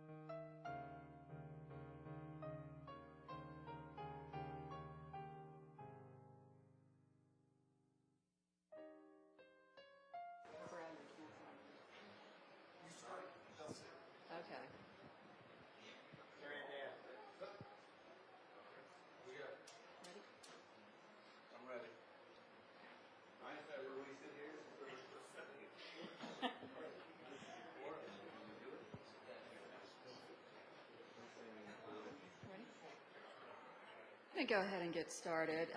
It's my pleasure this evening to present the proposed budget for fiscal year 2010. While tonight marks the beginning of the council's budget process, for the staff, this has been something that's been going on for several months. This is truly something that involves all departments of the city, staff throughout all levels of the organization, and I'd be remiss if I didn't take this opportunity publicly to thank all the staff for the help they've given me in getting us to this point. It's not advancing. Wait a minute. Excuse me. It's not moving. There you go. Wait a minute. It just went. Okay. Oops. Hold on. Step 5. Okay, we'll try this again. Okay. Some of this will probably be familiar to the council, but the budget is basically structured around what are referred to as funds, which are basically sort of financial entities or groupings. Probably the first four will be very familiar to the council. That's the general fund, followed by the stormwater management fund, the special revenue funds, and the community center fund. And I'll talk a little bit in more detail about each of these. New to this year's budget is the speed camera fund.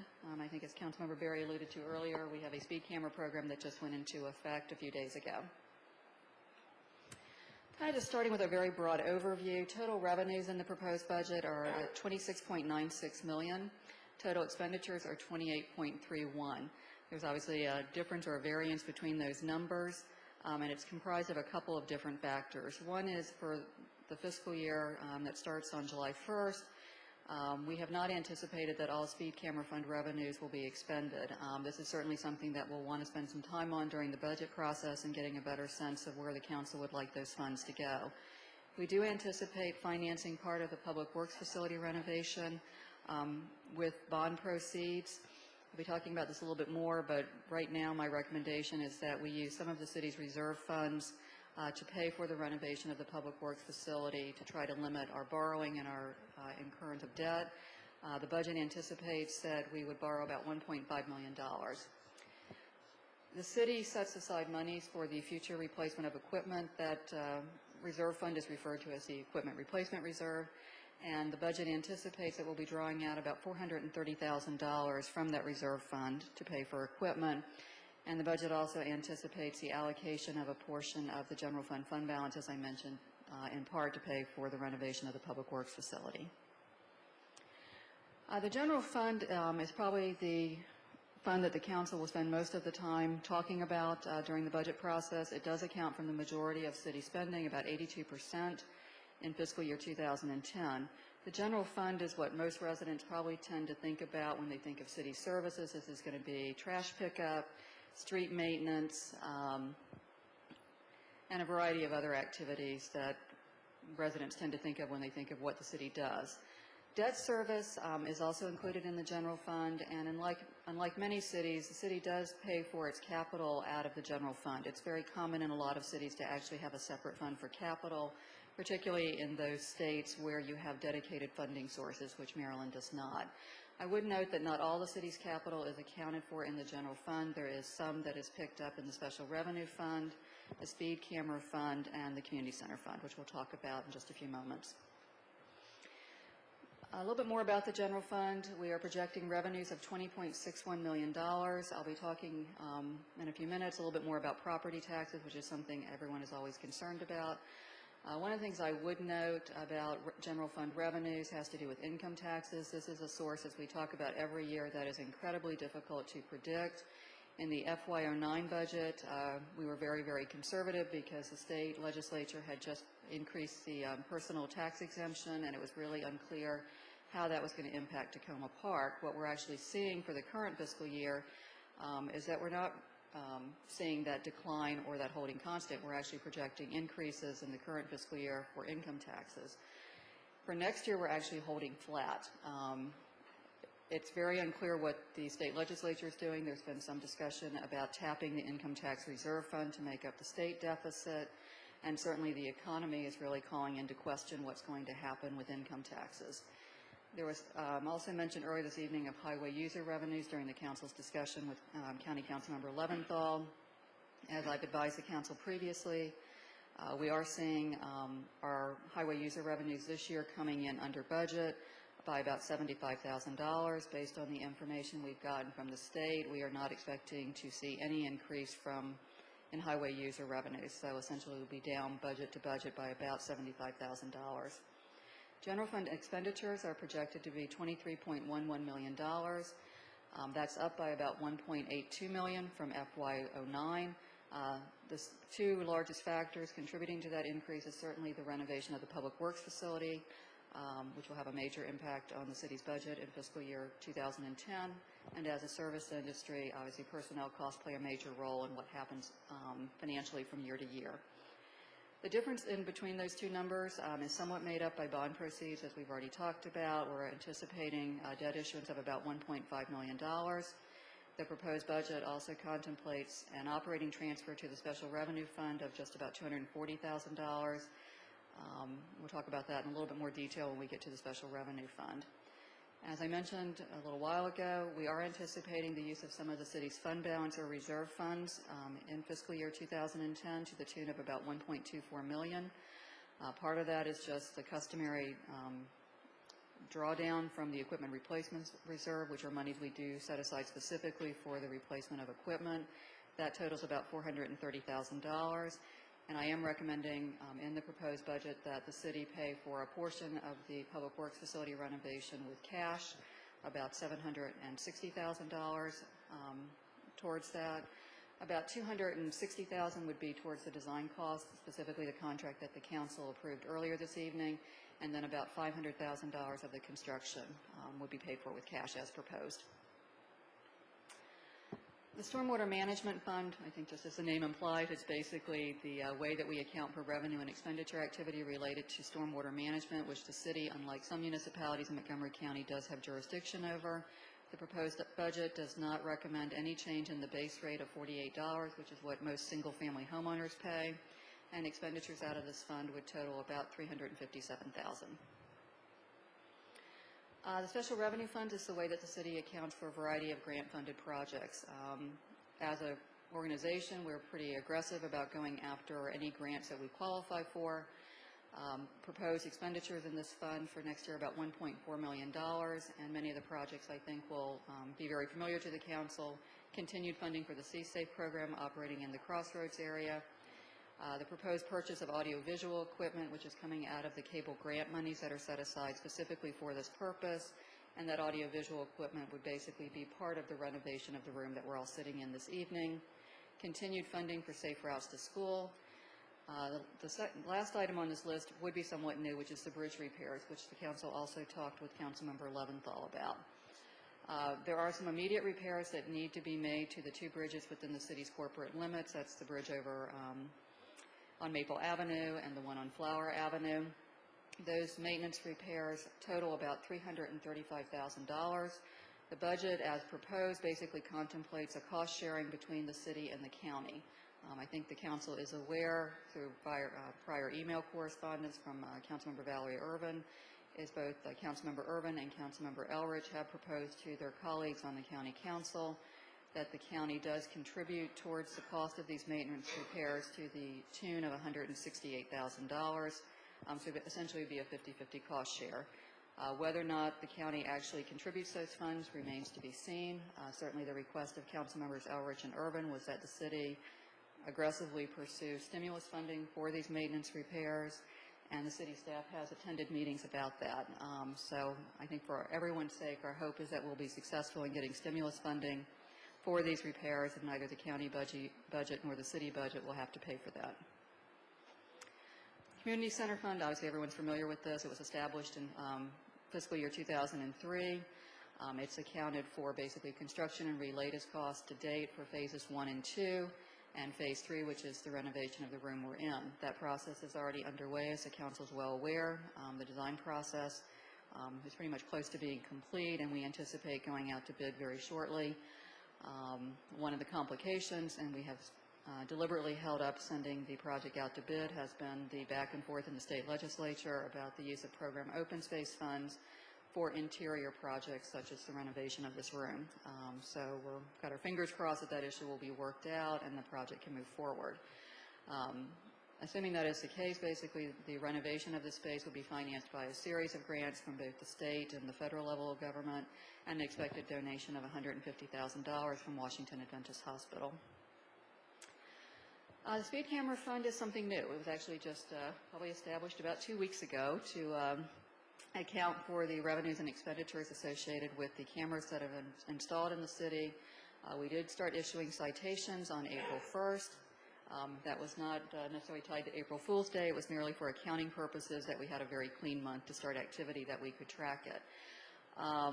I think there's a lot of uncertainty about what we will see in terms of citations. Obviously, the goal of this program is not to collect money. It is to get people to slow down. I would say during the testing and the warning period, we were seeing up to 1,000 citations, violations a day on New Hampshire Avenue. The lowest I have seen since the chief gives me almost daily reports has been as low as 600. And we have probably anywhere from 50 to 100 citations that we're seeing on Ethan Allen. I think it's way too early to really tell when people start getting actual citations versus just seeing warnings what will happen. For budgeting purposes, I have assumed monthly citations of 7,500. I do think this is an issue that as the budget process moves forward that we'll want to talk about a little bit more, probably try to deal with this fund towards the end of the council's deliberations with the hope that we'll have a little bit more data and get a sense of how the citations are actually slowing drivers down. One thing I think there does seem to be some confusion about, perhaps in the community, when you hear discussions about speed cameras, is that the funds are basically being used for general city operations, and that is not accurate. The legislation that authorized the pilot program in Montgomery County is very specific, and the language is very clear that any net revenues from the cameras must be used to promote public safety. As proposed for the FY 2010 budget, I have included expenditures of $2.28 million. That is less, as I mentioned at the very beginning of this presentation, less than what we would expect to see from revenues. Part of that, I think, is just the uncertainty about whether we'll actually see the $3.6 million in gross revenues included in the budget, and some of this is tied to the uncertainty about where you as a council would actually like these funds to go. The contract that we signed with ACS, which is the vendor that everyone in Montgomery County is using, would require us, based on the 7,500 citations a month that I've assumed, a payment of $1.46 million in fiscal year 2010. My proposed budget includes $500,000 for sidewalk design and construction, an additional $100,000 for neighborhood traffic calming projects, and then about $220,000 for personnel and other capital costs. The thing that everyone, I think, really tends to be interested in at this time of year is what's going on with property assessments and taxes. Based on the information we got from the state, net assessments in the city will increase by about $163 million, which is an increase of about 9.8% from last year.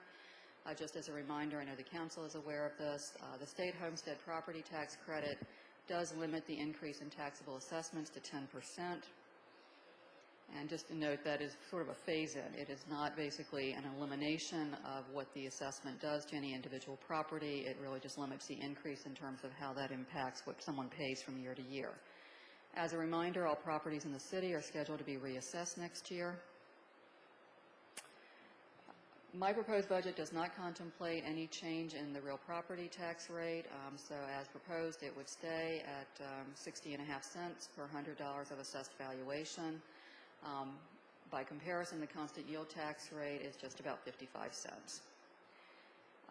As many municipalities in Maryland, we struggle with how to pay for our operations, particularly as those increase. We do not have a lot of options in this state, unlike another state that I've worked in.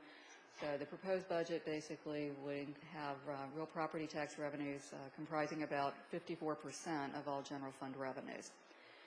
The proposed budget provides continued funding for the state homeowner property tax credit. This is a state program geared towards low and moderate income homeowners, and the city supplement essentially is $160,000. Historically, we've benefited probably anywhere from 165 to 175 property owners every year through this program.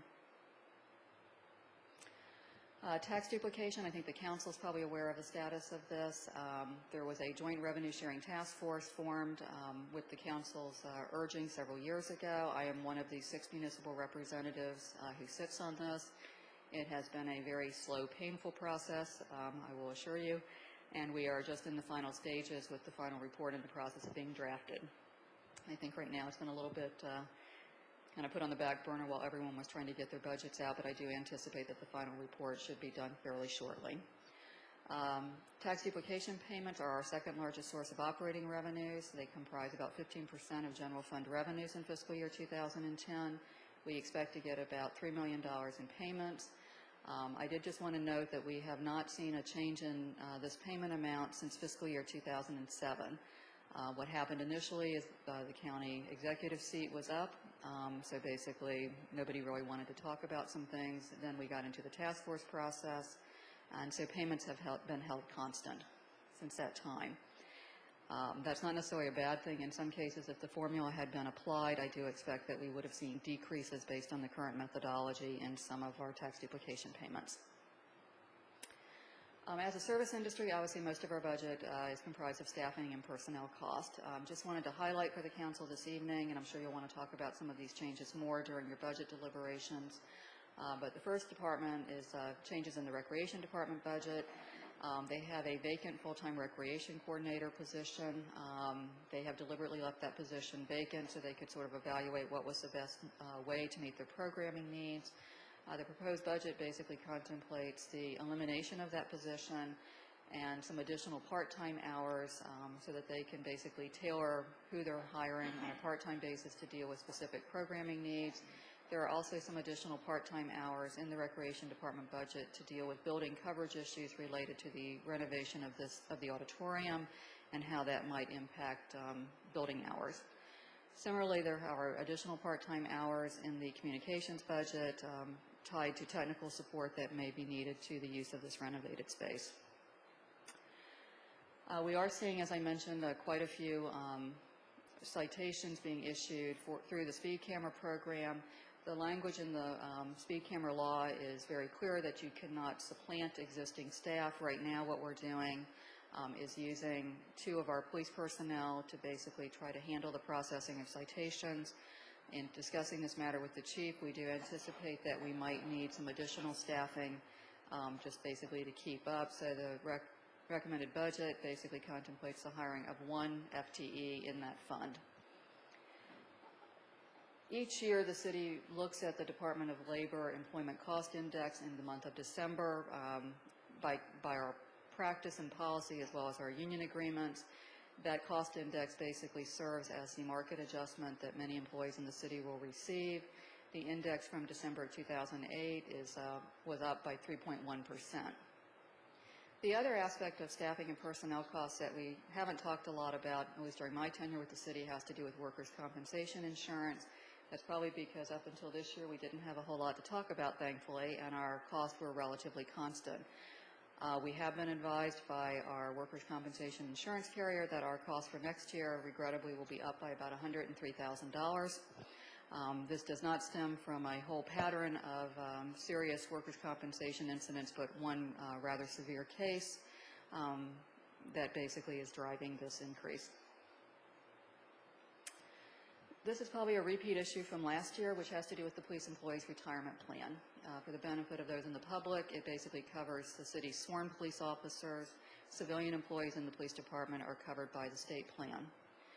The plan provisions include retirement, disability, and death benefits, and the city's contribution rate is actuarially determined every year. There's an evaluation done just like the city's audit process. As you may recall from last year's budget process, we have experienced a higher than expected rate of disability awards since the plan's inception. The pension board has talked about this issue extensively, and they passed a plan amendment last year to try to address the disability issue. The pension board is advisory, and any changes to the plan have to actually be adopted by the city council. Because this is a negotiable benefit, I have not presented the action of the pension board to the city council because we are required to discuss this with our labor union. Over the past year, Suzanne Ludlow in my office and I have been meeting with a representative of Local 400 on a regular basis and have been sort of talking about what other options there may be.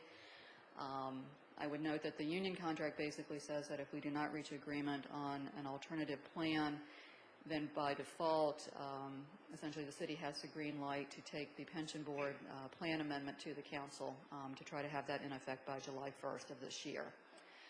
We met with the union most recently, earlier this afternoon, and we are continuing to discuss how to proceed. The two options that we have been considering and talking about are the recommended action by the pension board as well as LEOPS, which is the state law enforcement officers plan.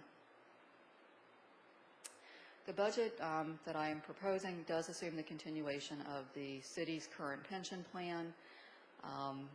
One of the issues when you have a high rate of disability, essentially you don't shed that by going to the state plan. The state plan would not accept anyone who is not actively working, so those who are receiving disability benefits would need to be addressed by the city in some other manner. Quite frankly, the folks who are on disability in the police retirement plan are relatively young. They will likely be drawing benefits for some time to come.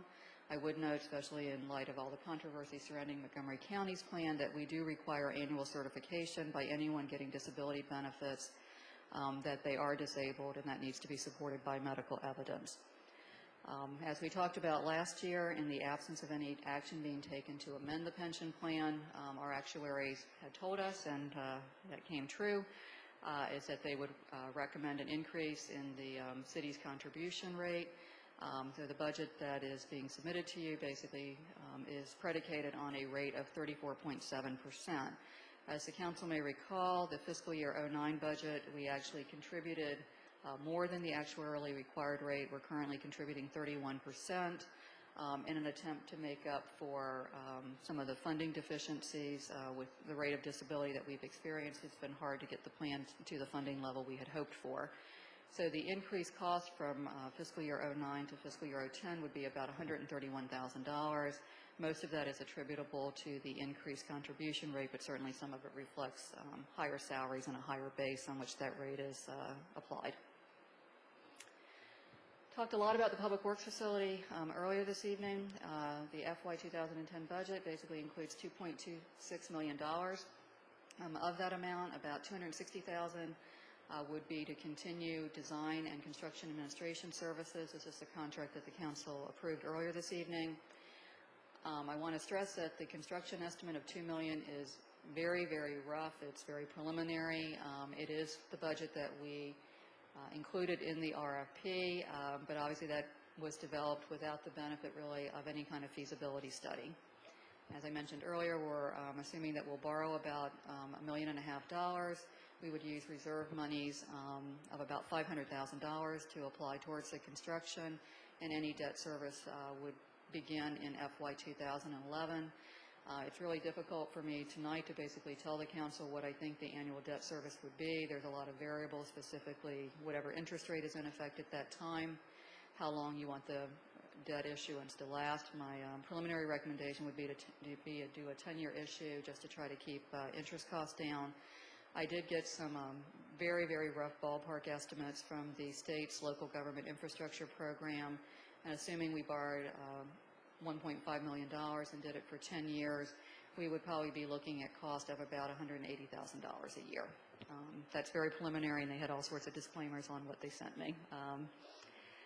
The other major renovation of city facilities that's included in the budget is the renovation of the space that we're in tonight. Once again, that would have a cost of just over $1 million and would be financed through a combination of grants from various sources as well as a contribution from the hospital.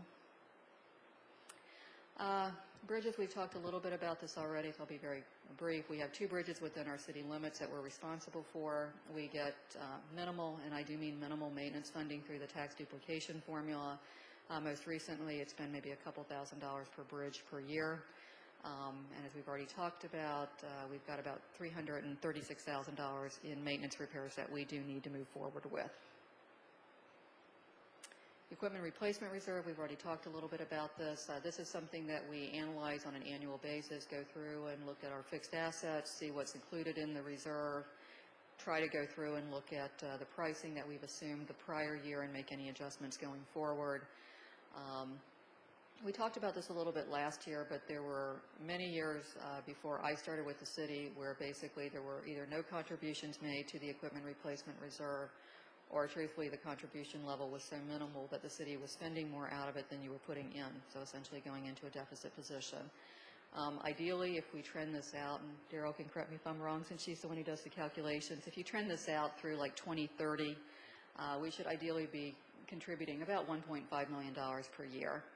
And part of that, is going through and making sure we have a good list of equipment, but a lot of that's catch-up from what's happened, over a decade or more.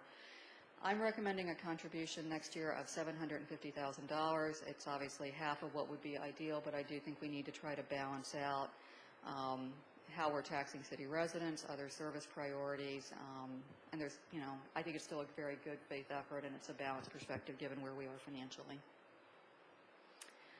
Just very quickly, some other budget highlights. There is funding in the budget to increase our purchase of wind power. One of the things the council did in FY09 is she wanted to move us from 10% to 25%. The proposed budget contemplates moving that percentage up to 50%. My recommended budget does include continued funding for Main Street Tacoma and the Crossroads Farmers Market, funding to do our second survey of city residents, which was something we had done basically 2 years ago, and funding for the small community grants program that the council discussed, I think sometime within the last couple weeks. It includes $20,000 in funding for that purpose. Next step, the council next Monday will be holding a public hearing on the proposed budget. You will also be holding a public hearing on the constant yield tax rate, and then settle in for a long series of work sessions in April and May. And that concludes what I had to say this evening.